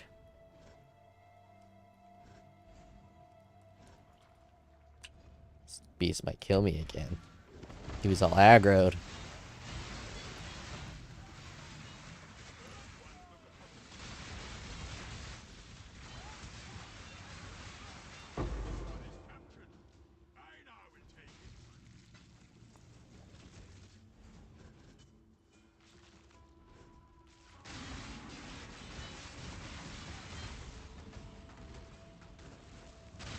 Says. The best alcohol is non-alcoholic beer XD. No, no, no.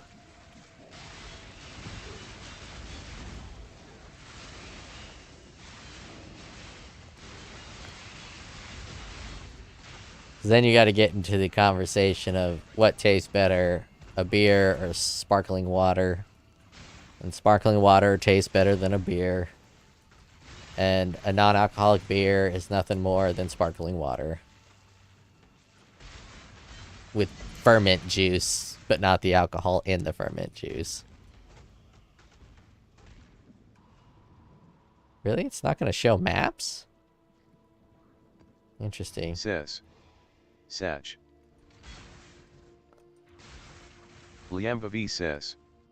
Mr. Kum Sumer, Twitch censored my message Satch. Yeah, they do like their censorship.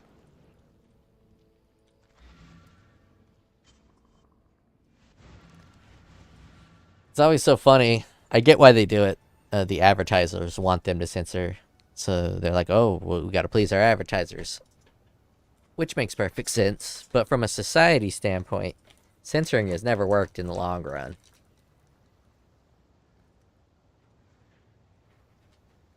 And the famous quote in Game of Thrones, which is a great show until about season 5. Cut off a man's tongue. That doesn't say that what he was saying was a lie. It just says you're afraid of what he had to say. I butchered that quote, but it's something like that. When you censor people. Probably cause the filters think I was racist, but it was just a joke about my own nationality.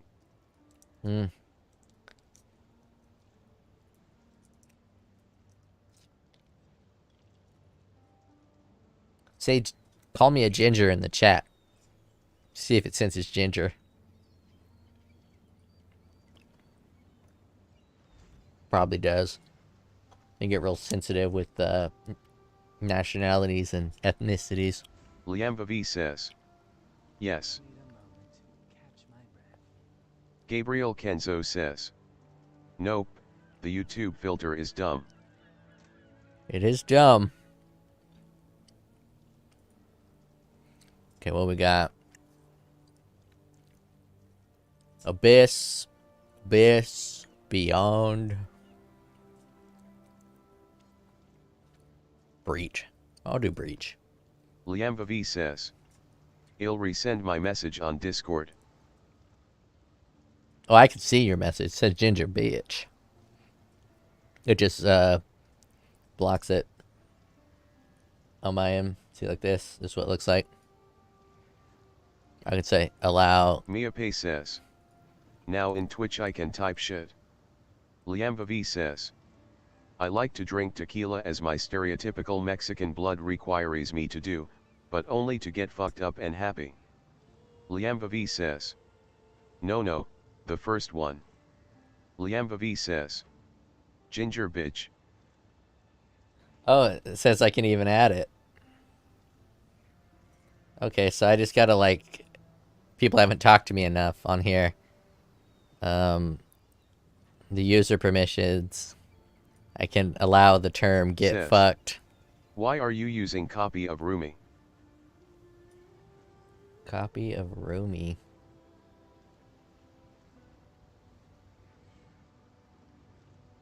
I don't know what you're talking about, my dude. What's a Rumi? Mia Pay says. Here in Brazil we drink cachaça. Says. Oh, gotcha. One flask. I'll talk about it. I'm opening a Starburst right now, and I'm having difficulty. Ugh, Starburst. I'm a trickster, and tricksters can't be turned to stone because of their passive. Liamvavi says. One step Gimme ahead. VIP on Twitch, old man, so I can say stupid stuff freely. And this Liamvavi flask says. petrifies. Promise won't say the N-word. This flask petrifies the user. Gives them 46% chance to block attack damage, 27% chance to block spell damage, and gains 1 endurance charge. So the downside of being petrified is gone when you're a trickster. So you get 3 endurance charges the whole time you're mapping because of this flask, which is 12% reduced physical damage and a bunch of extra elemental resist on top. It's the best flask I have. It's absolutely incredible with this flask. I mean, I was trying to do 2 things at once here.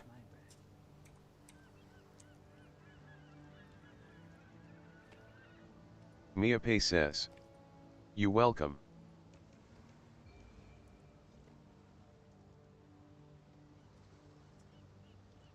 Well, I was supposed to Google some of these drinks. Here in America, I drink Coors Light.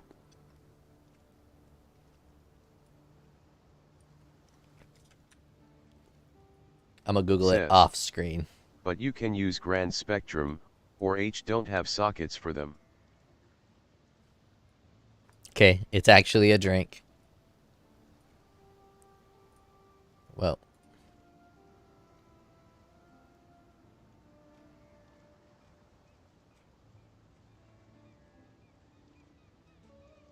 That's pretty rad.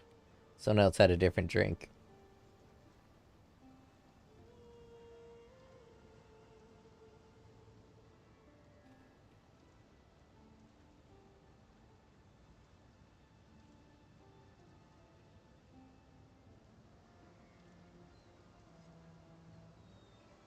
I can't find the other drink. It's too hard to read.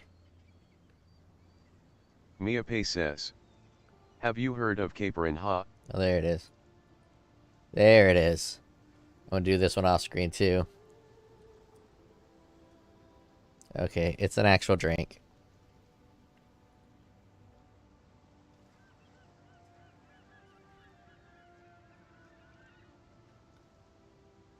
Give me a Wikipedia of it. I want to see what it's made of.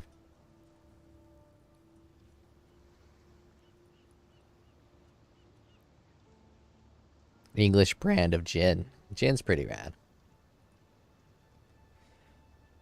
Bum bum. Have I Miape heard? says, the text-to-speech bot is kinda dumb. Have I heard of? I have not heard of whatever this word is. I'm gonna Google it right now. Miape says, I'm dumber.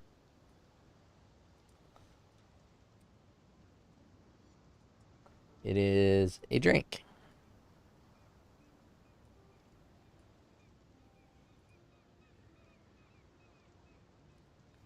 Place the lime and the sugar into Liamba a V double says, old-fashioned Nah glass. nah man, the bot is amazing. Check out how it says hee Hee. Like Michael Jackson. I like the bot because then I don't have to look on my second monitor to try to read your guys' text. And it just say it to me aloud while I play. I can answer Liamba V questions says, directly. Old man, ever tried mojitos? Oh, I've tried mojitos. Miape says, Oh, damn, this Hee-hee. one's gonna go long.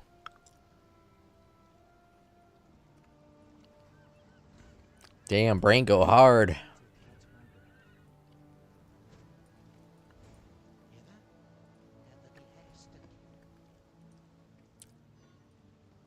Not a huge fan of mint, so the mint part of the mojito is a bit off for me.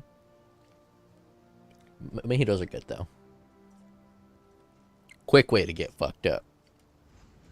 They taste way too good for how much the alcohol content is. Liamba V says, okay, review from Lost Ark I talked about an hour ago. I played it a bit and hated it.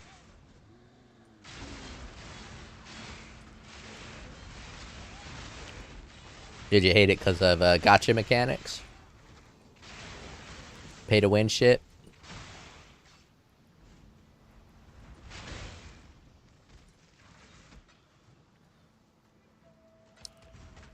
Liamba V says, gameplay felt meh. Really? I would have expected the gameplay to feel good. But what good gameplay is to most people is not what good gameplay is to me. Oh, I forgot how much I enjoy these breaches in the maps because of how quickly they close.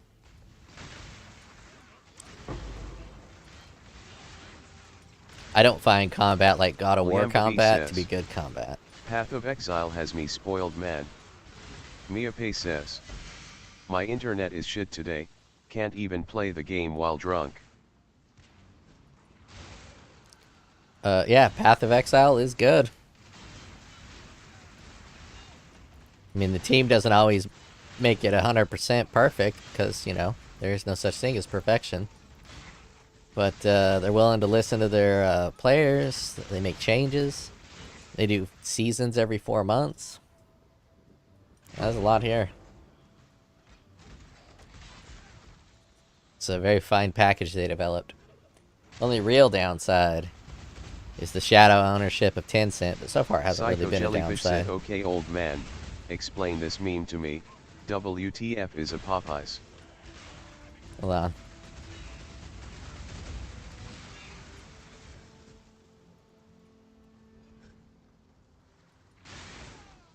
Man, that's weird. I don't have a lot of experience in the rest of the world in terms of memes. But when I'm on the internet, it kind of feels like all memes are American memes. So people from foreign countries, you got like specific Mexican memes or Canadian memes? Or is it just like English speaking based memes? Or first world based memes only? It's a weird concept.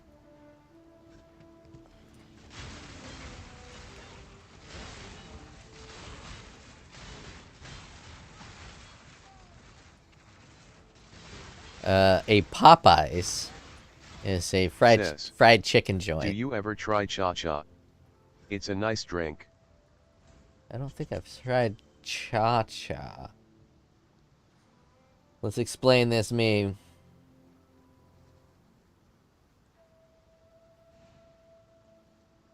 Liamba V says, for me all English memes are the same, but memes in Spanish feel different depending of the nation it comes from. Okay, Mike Harris says, here's the Earth meme. is third planet from sun, so doesn't that make all countries third world, haha. Ah, that does. I've never heard that. Dad joke. All right, so Popeye's chicken is supposed to be like ghetto black people food. And this is white people pulling up to Popeyes, and they're aliens. So it's like they don't belong there. I'm pretty sure that's what the meme means.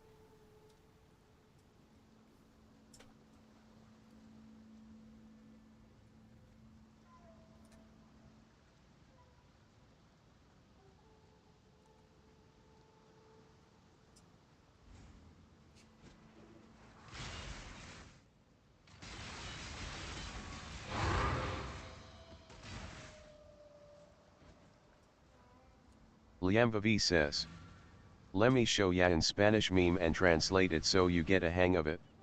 Yeah, let me pop it up on the screen. It's good to know that there's country-specific memes. And Mike Harris says, what do you call a guy with no arms and no legs at your door?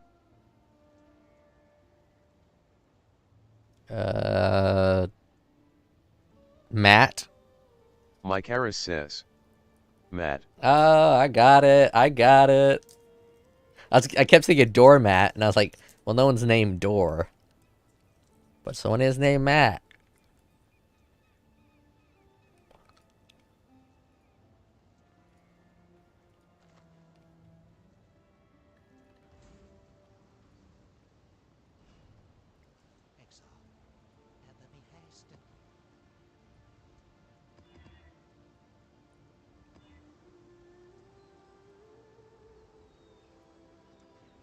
Mike Harris says, what do you call a guy with no arms and no legs hanging on the wall? Mia Pei says, 250 to 400 ping, I wanna die. Mike Harris says, art. That's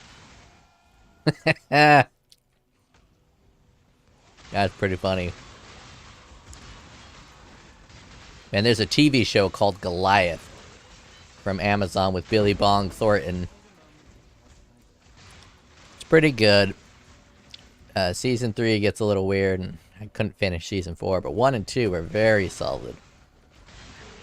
And in Season 2, there's a character who's turned on by amputees, women who are amputated. And he fucks around with the Mexican drug cartel. And he fucks with their business. So one of the Mexican drug cartel heads is like a surgeon over there. And to torture people, he cuts their limbs off. So if you disappoint him in his drug dealing businesses, he'll capture you, put you under anesthesia, cut your leg off, and then release you. And he also makes prosthetics, so then he'll give you a prosthetic.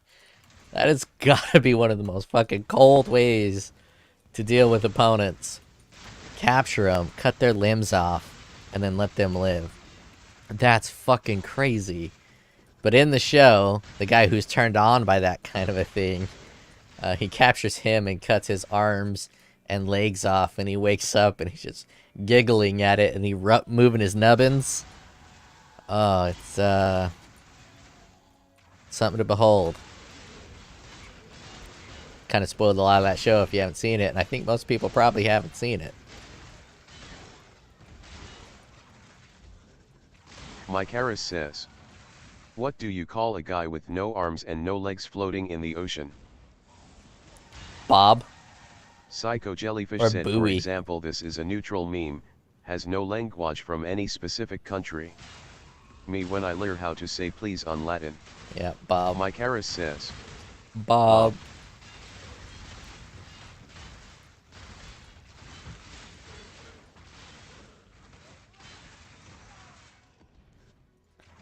Okay, let me look at this neutral meme we got here.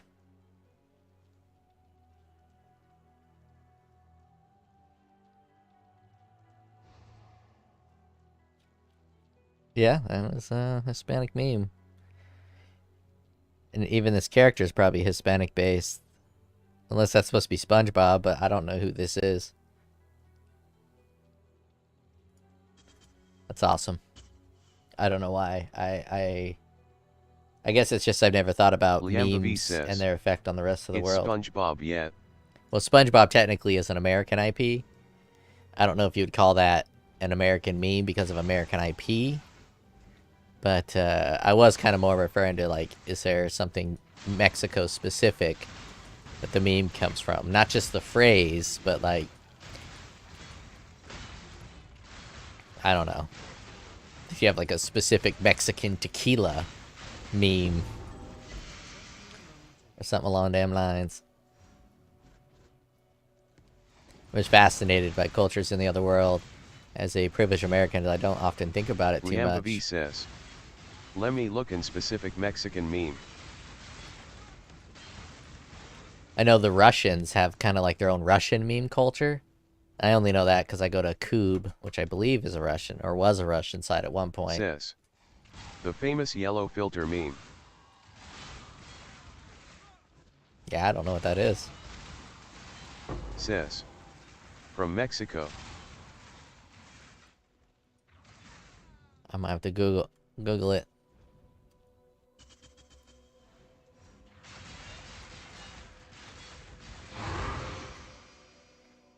People naturally chameleon each other. You naturally pick up languages and phrases from the people around you. And the people around you naturally pick up the same thing. Mike Harris says, gonorrhea would have been a great name for diarrhea medicine.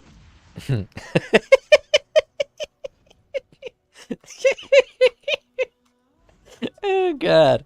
That is I'm gonna put that. I'm gonna steal it right now and put it in my Discord. Not because I want Discord to see it, but I need to remember this joke, so I'm gonna read it every day. Oh god, that was funny. Gonorrhea would have been a great name for diarrhea medicine. Gonorrhea. Oh my god. I am slayed.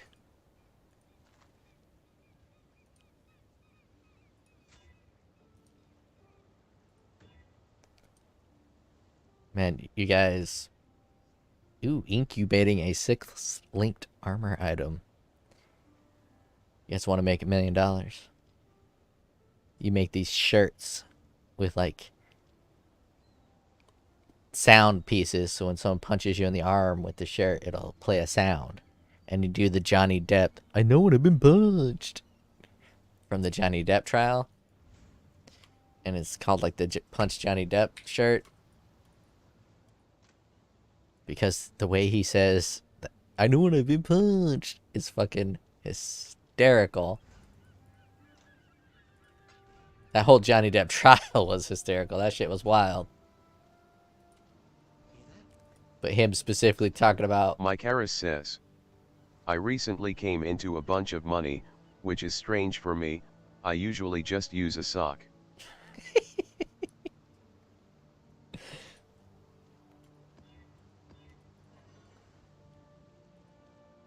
I've always been concerned about sock usage because, like, what about guys with, like, athlete's foot? Are you gonna catch athlete's foot in their dick hole?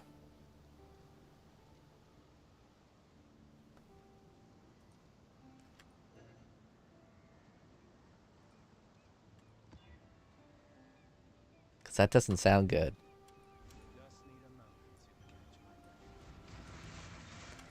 When I was a kid, I swam in a... Psycho Jellyfish said, okay, this one is from a typical joke here in Mexico where people say, are those fireworks of bullets son cohetes o balazos, and the meme says run chavito, those aren't fireworks. Wessel Rustbrook says, Jesus WTF.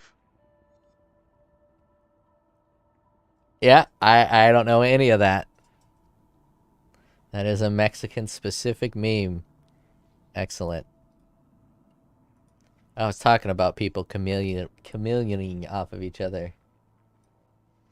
So you do that enough, and you isolate the group enough, and they chameleon in each other's behavior, and that behavior tends to start to grow, and then you get an individual community.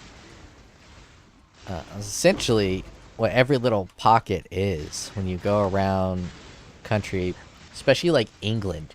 England has like 50 fucking accents, but it's like the size of Texas. There's only one Texan accent. And that's because in England, these little tight-knit communities were stuck to each other, and they chameleon everything off of each other like accents. It's extremely fascinating. Yeah, I just watched a video of a chick doing every British accent, and I was like, every British accent? There's more than one? And then I never really thought about accents in foreign languages. And I was like, oh shit, I bet every single community has its own little accent. Which means in Mexico, there's probably different Mexican accents depending on what part of Mexico you're from. Of course, there's only one French accent, and that's to spit at people. Like, what if there's like 20 Australian accents? But only the good-looking people say the good day one that we're all aware of. Or maybe only the popular ones say that.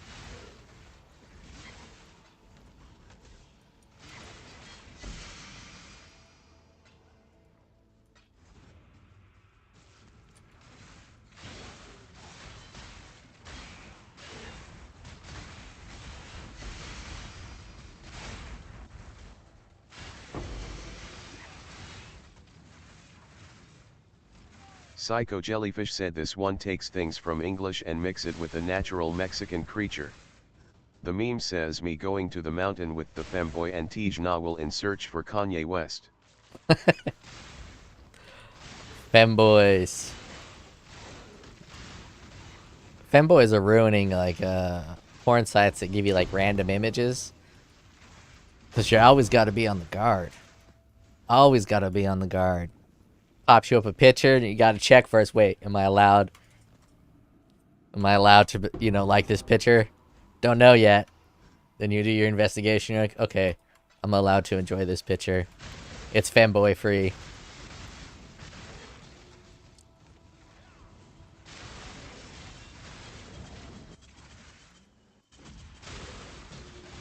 Mike Harris says, just found out grandpa is now addicted to Viagra. Nobody is taking it harder than grandma. Says, always watch tags, before enjoy picture. Wessel Rustbrook says, LOL what? Oh yeah, tags. I should be looking at tags.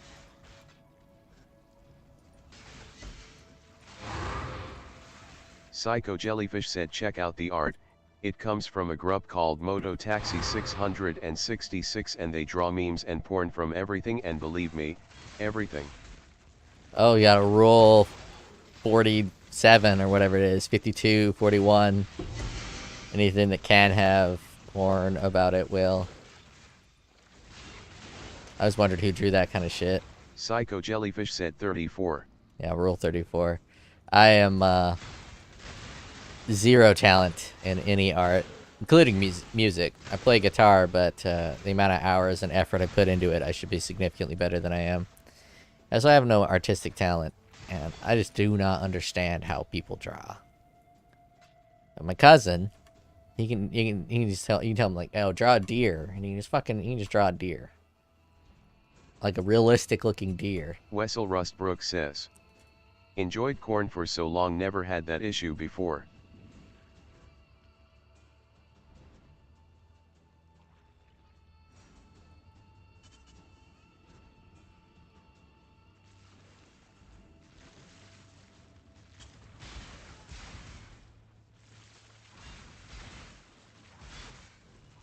I'm stumped.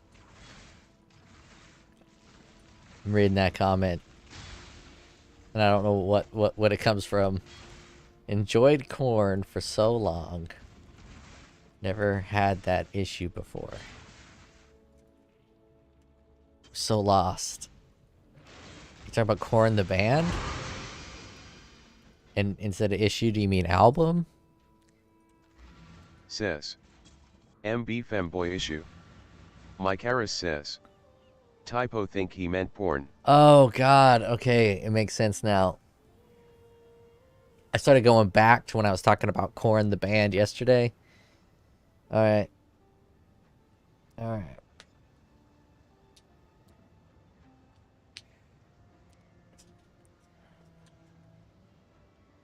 Breach maps are fun, but I'm not getting very many splinters out of it. Splinters. Oh, shit. Wessel Rustbrook says, I thought it was going to be censored LOL. Nah, you're good. I was just unable to understand it. Check it. Let's do the hand. Oh, is it gonna let me double breach this? This could be nutty. Wait, where is it? Over here. This is a breach with a breach. Oh, it let me do it. It let me do it. Oh, reflect fizz. There's gonna be a lot of breach up in this thing. A lot of breach.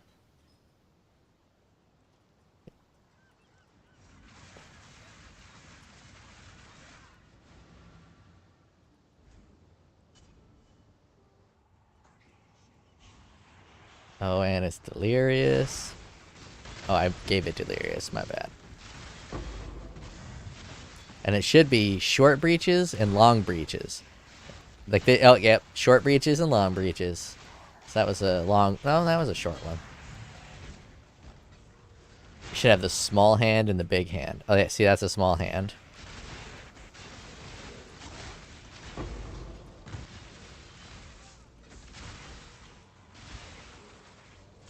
Chill, awaken exsanguinate. I mean, chain Psycho exsanguinate. Jellyfish said this one says long live to woman. The femboys are pendejos. Don't know how to translate pendejo, but it's similar to stupid. Is it saying pendejo is pendejo? That's hysterical. I can't look over and read, but I geared my Spark Inquisitor, played for 10 minutes. Mia Pay says, I'm selling the gear again. you didn't like it? I wasn't a huge fan of Spark and Quiz E. Spark just feels a little unsatisfying to me. XD. Yeah, that's big XD.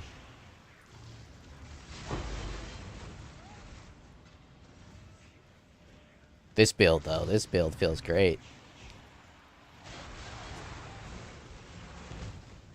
Mia Pay says, not worth the 50 divines I invested.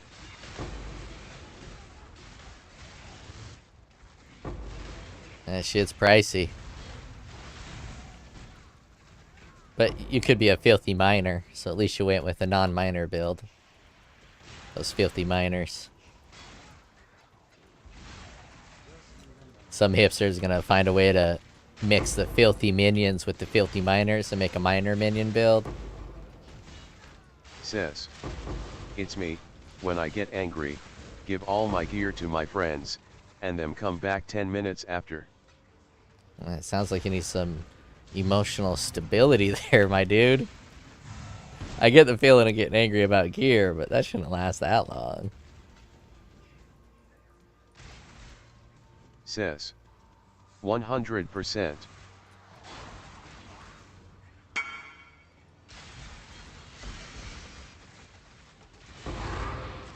I'm back at the bone shitter character. Get it. Bone Shatter is weird. It both half feels good and half feels bad. It's so hard to describe. Sometimes you'll get a good old fucking AoE smack and it feels great.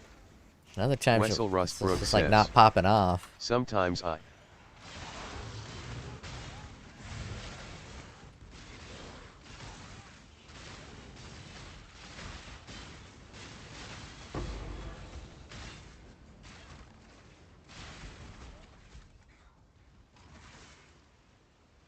Maybe I'll level up to 100 this league.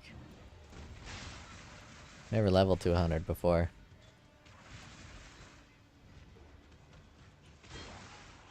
I mean, if there's ever a build that I've ever made to do it, it's this one. Smooth, fast mapper.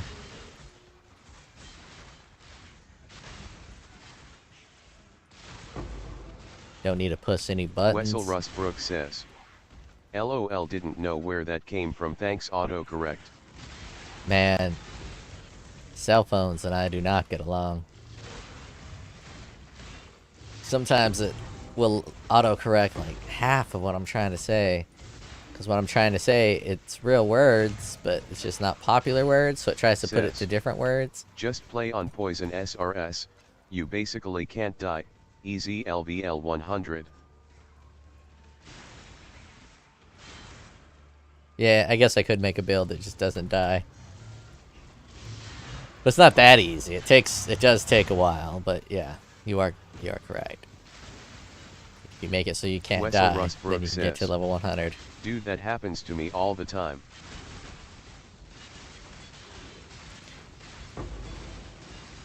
Yeah, I really don't like autocorrect.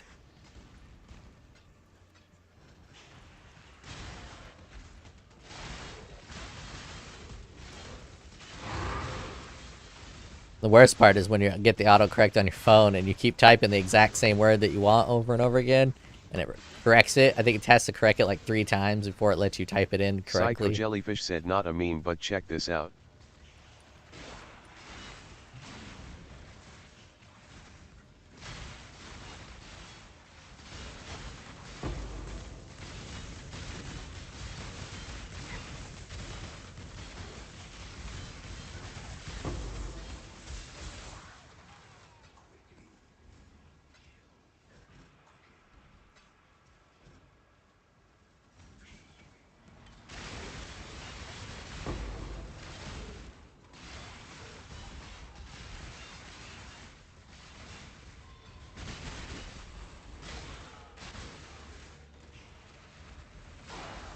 Busting my load all over the place. Jizzies, jizzies.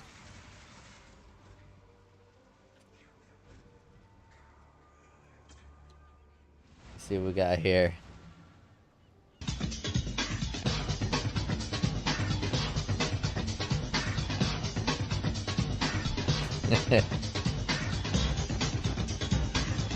Okay, this is for everybody. This is great. Battle roaches versus scorpion. Oh no, one of the roaches lost its leg. Those black scorpions bother me. I'm pretty sure they're only in Africa. Maybe they have them in the rainforest. What are they called? Emperor scorpions? Mio Pai said,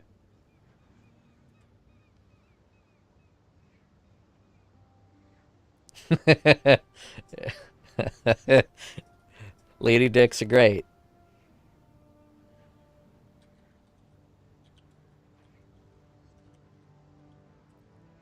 Don't make fun of my spelling, guys.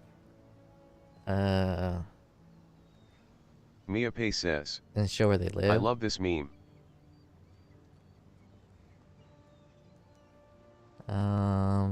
Feeding habits.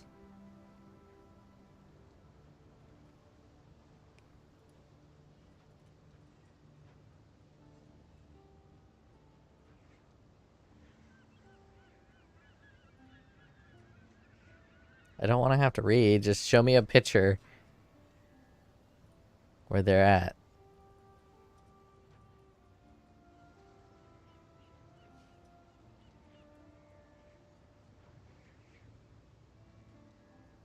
West Africa.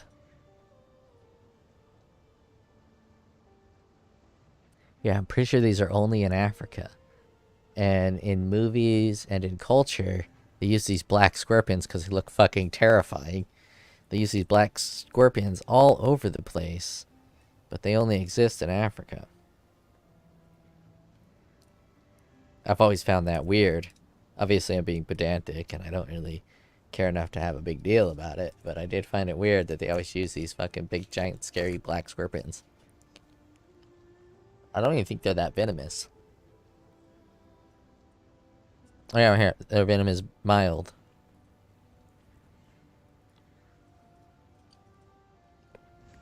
Just need a moment to catch my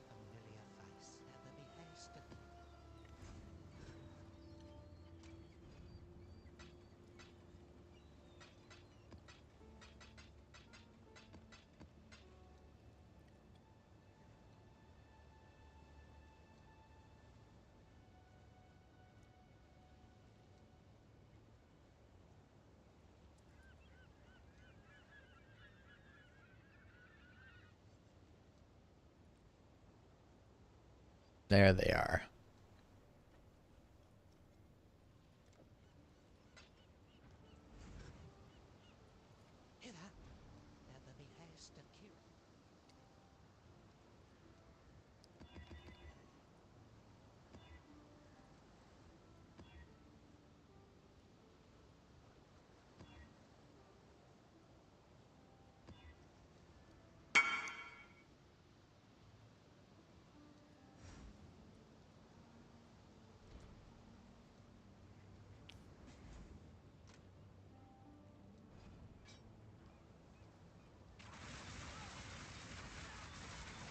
Always gotta soak the floor before they come over.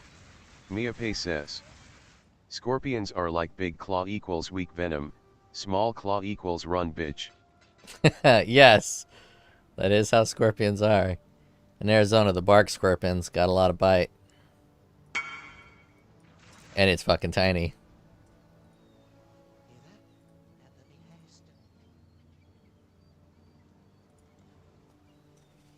Same with snakes, too. The baby snakes, they'll inject way more venom than they need to.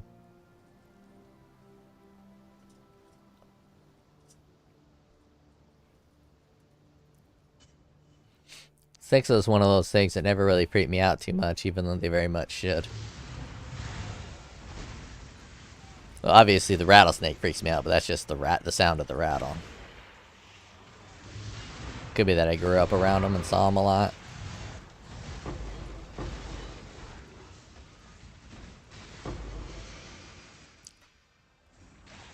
Like, I didn't grow up around alligators, so it'd be kind of weird to see an alligator, but I imagine people from Florida grew up around alligators. They're just like, get out of my yard, alligator! Like it's MBD. But if I saw an alligator in my backyard, I'd get the fucking gun.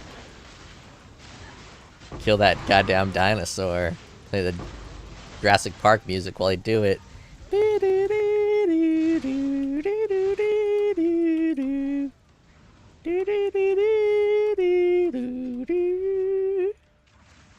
Shooting my fucking alligator.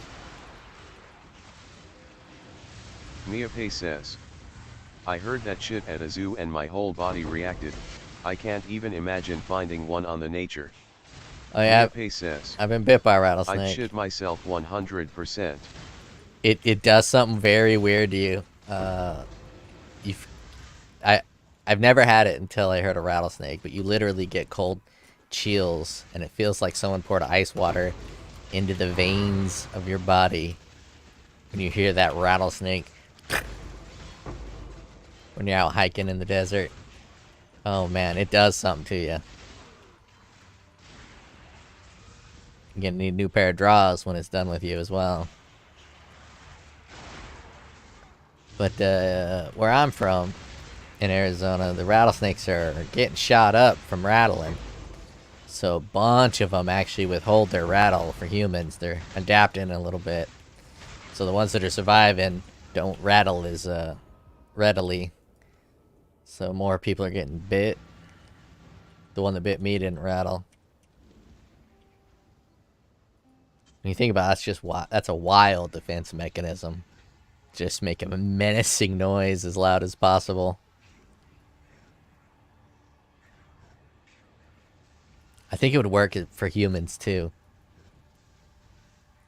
Imagine two guys are like really about to start fighting, and then one of the guys just starts screaming as loud as he can in a high-pitched woman's Psycho Jellyfish voice. said, old man, got any Jordans?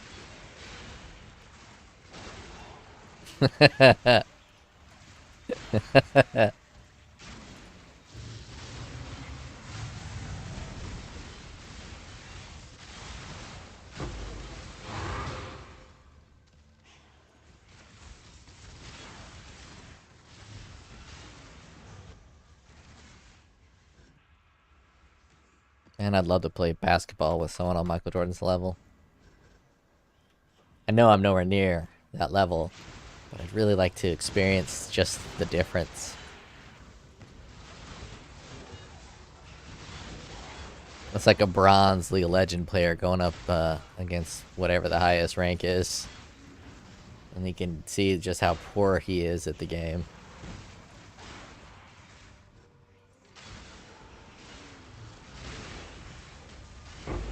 or to even play with some of them big boys. And the tallest person I've ever played basketball with was 6'4", which in basketball is not really that tall. It's like a point guard's height. It would be so cool to be able to play in the NBA, to play up against like 6'10" people. Big old fucking giants.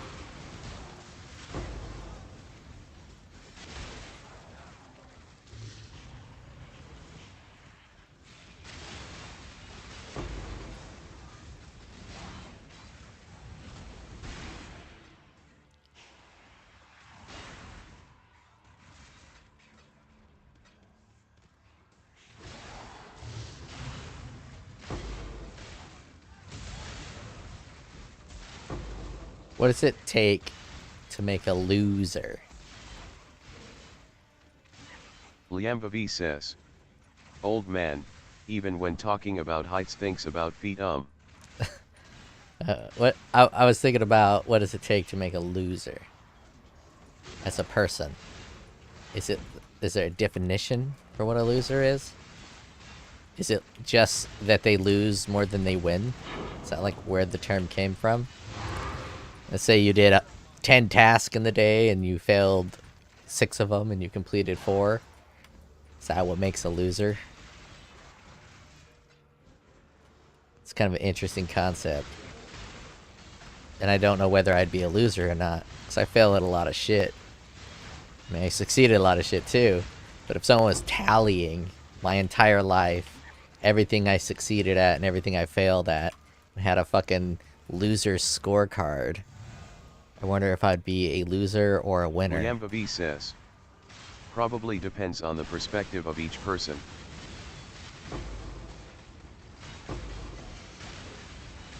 Like fucking Santa Claus.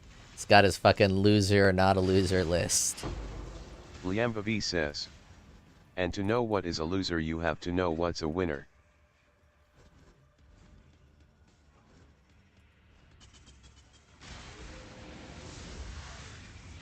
I mean, is Top G a loser? Mr. Andrew Tate? Is he a winner or is he a loser? I mean, he's a world champion kickboxer, if I'm not mistaken. He's got a lot of money. He's fucked a lot of hot chicks. But now he's probably going to jail. Mr. Andre Twat LOL. He's says. probably going to For jail. your parents you always be a winner. For your friends you are always a loser XD. Well, that's true for men. Which is the only people that would ever be here. So, I didn't need to say that. No, but like Andrew Tate, right? He's rich, he's fucked a lot of women, he's got like 1,000 Bugattis, or whatever his accent is. But what if he goes to jail for 40 years? And then towards the end of his life, is he going to be a winner or is he going to be a loser? There's a good case for both.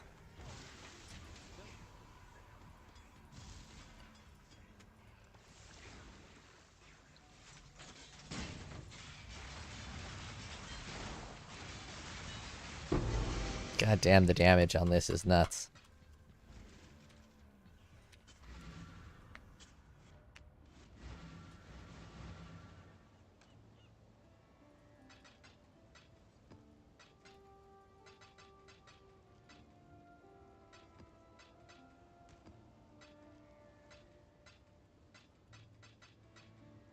Says. Zan this build kill Ubers? Says. Can asterisk. With a different player, yes, I'm pretty sure it can. I might be able to do it now as well. Its survivability is a bit suspect, but now that I have the damage at 10 to 12 million, it could probably clear Ubers.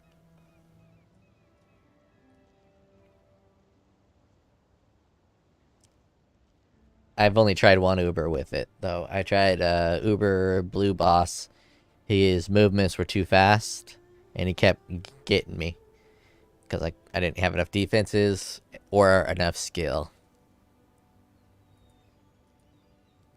Says. Oh, I'm in this situation too.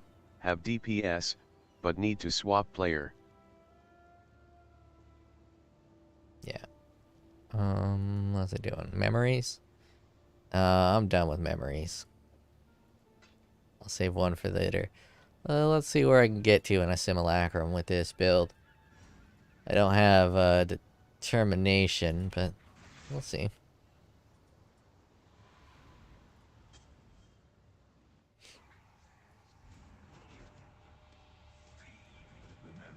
Oh, this is probably my favorite simulacrum map.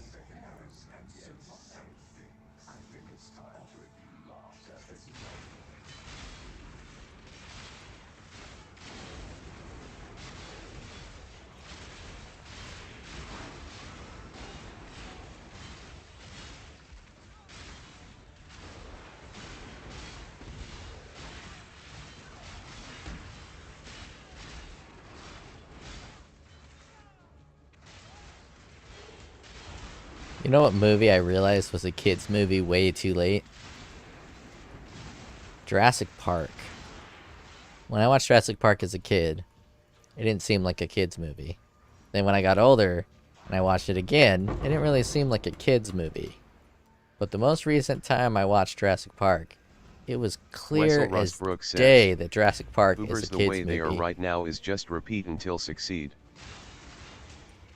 Yeah, I don't like where the Ubers are right now, with their difficulty levels.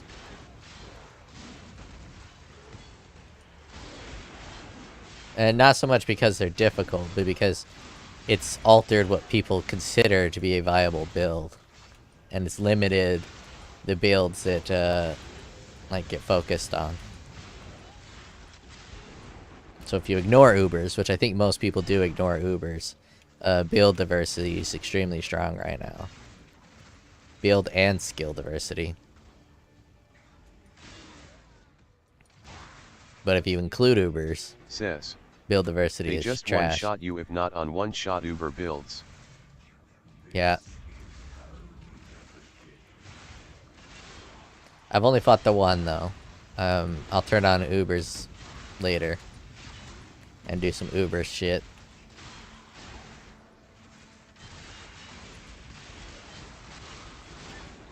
I think I might watch a video first on each one of the Ubers. 500,000 armor, 85 all res, they don't care. Yeah, I think a lot of it is mechanical too. You gotta have the skill. Or abuse something like Molten Shell.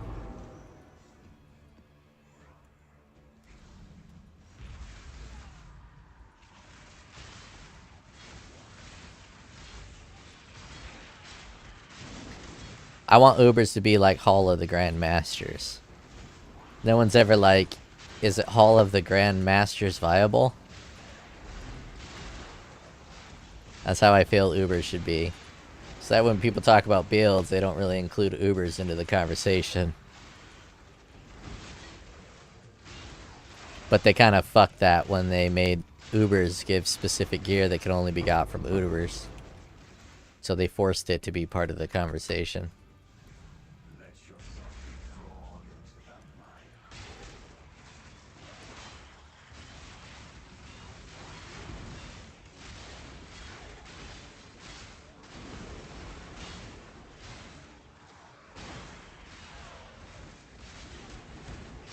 Wessel Rustbrook says, it really sucks when you're a tanky character with melee skills against Ubers.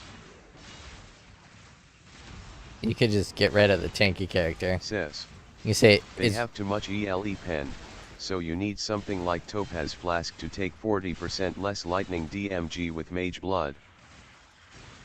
Yeah. But all melee is difficult with bosses. Psycho Jellyfish said the consumer, do you know how to throw it back? Oh, I know how to throw it back.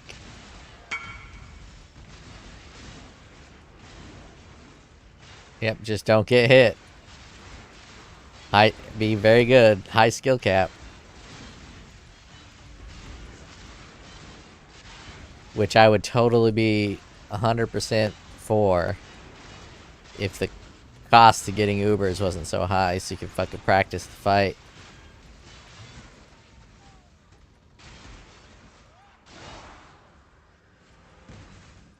But you're gonna spend all kinds of divines. Or spend a fuck ton of time just to learn the moves and what to do's.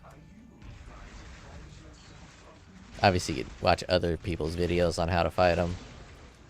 That's not that fun. I like to learn it myself. But I don't like to farm all the shit to die to a boss that I'm trying to learn. That feel bad.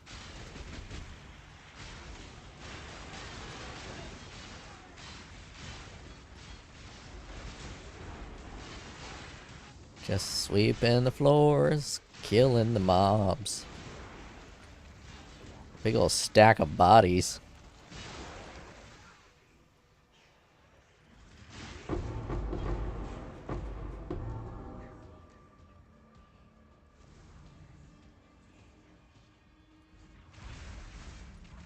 Says. When you play on PS and Flame Dash keep return you back to the or position where you been 5 SEC ago, just don't get hit. PlayStation got lag. That could be if you're playing on wireless. The wireless chips on all those consoles blows donkey dongs.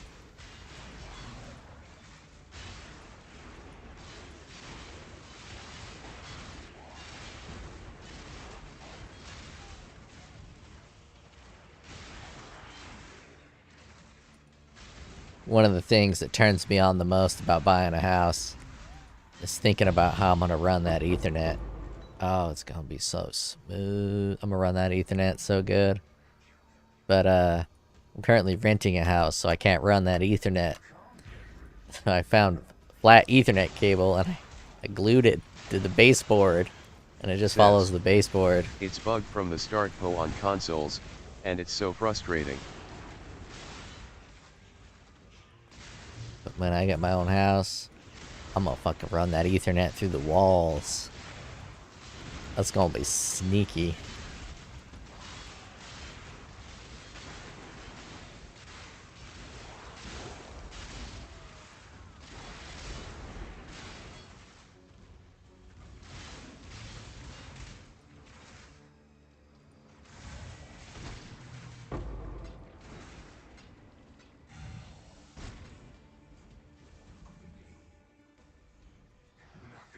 I've heard that playing this game with a controller isn't actually that bad. My Ethernet cable just laying on the floor XD.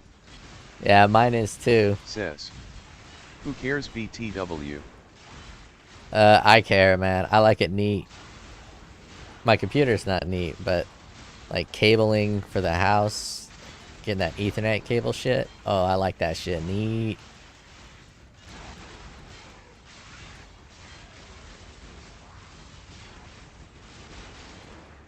Like, the dream for me is to have my office be completely blank. Like, you walk in and there's nothing there, and then you hit a button, and my desk raises, and the chair raises, and my 3 big-titted mannequins come up. Then when I leave the room, it all sinks back into the ground. Oh, that kind of shit. That's so good. Obviously, that's a bit more than just routing your Ethernet cables through your house properly. You know, it's kind of the same feeling.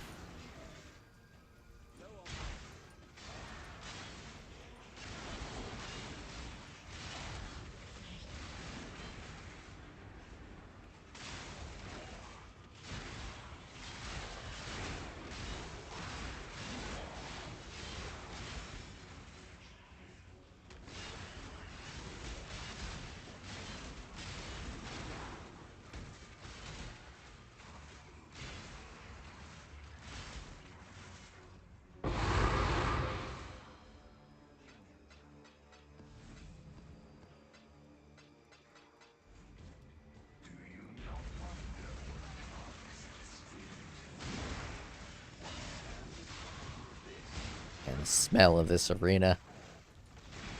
God, smell horrendous. Semen and blood and monster guts everywhere.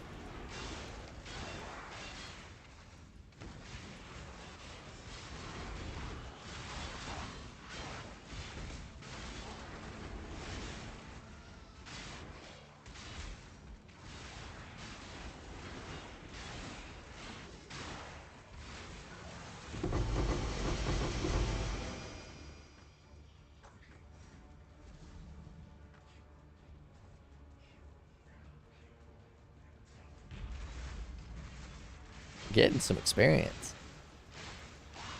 Not dying kind of does that. Liamba B says. Aight guys, I'ma read some Claymore manga. Good night ya LL. Check you later. Says. Casual day at South Park.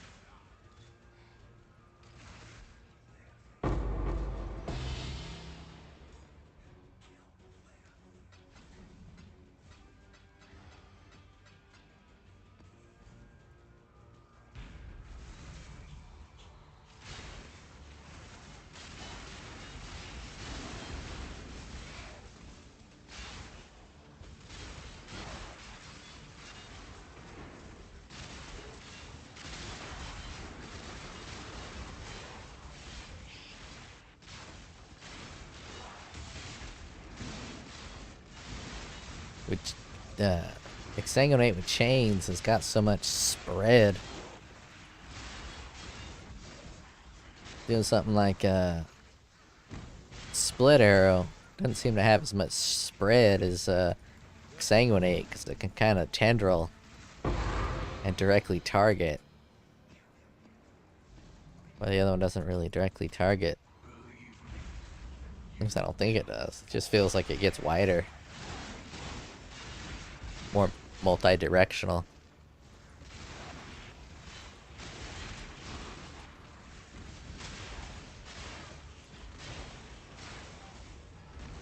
Basically, I'm trying to say it feel good.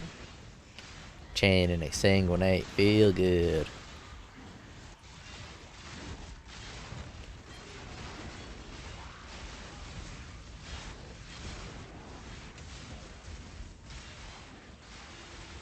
Says. It feels so good with Awakened Chain. Yeah, that's what I got on Awakened Chain. It just feels so good. Yeah, this build is excellent.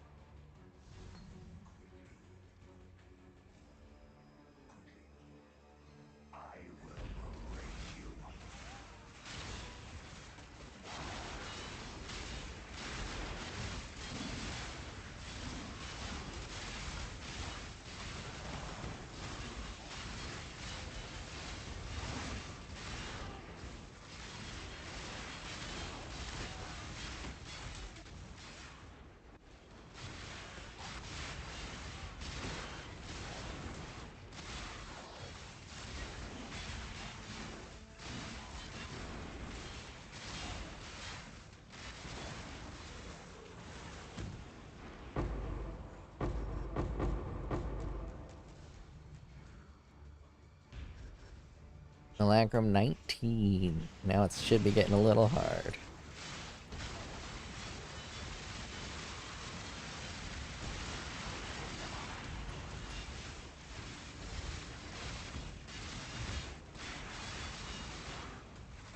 Nineteen's usually right about when the HP starts to pick up and the damage starts to pick up.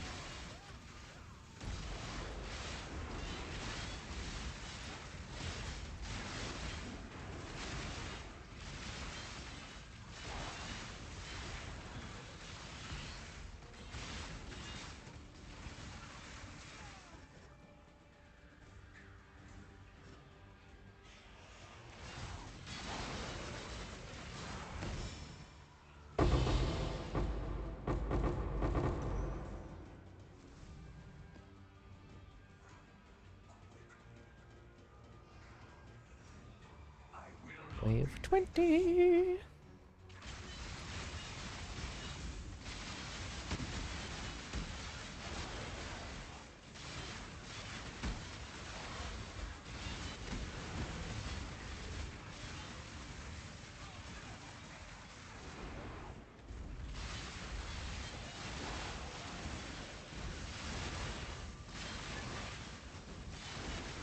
Says. GL see you later, gonna play some morning po. Later. Yeah, I'll be done streaming in a little bit. Need to go get me what they... Ah. Well, that's a good time as any to stop. I'm gonna get me some food. I'll probably be on... I might not be on tomorrow. I gotta do a bunch of shit around the house. Check you guys later.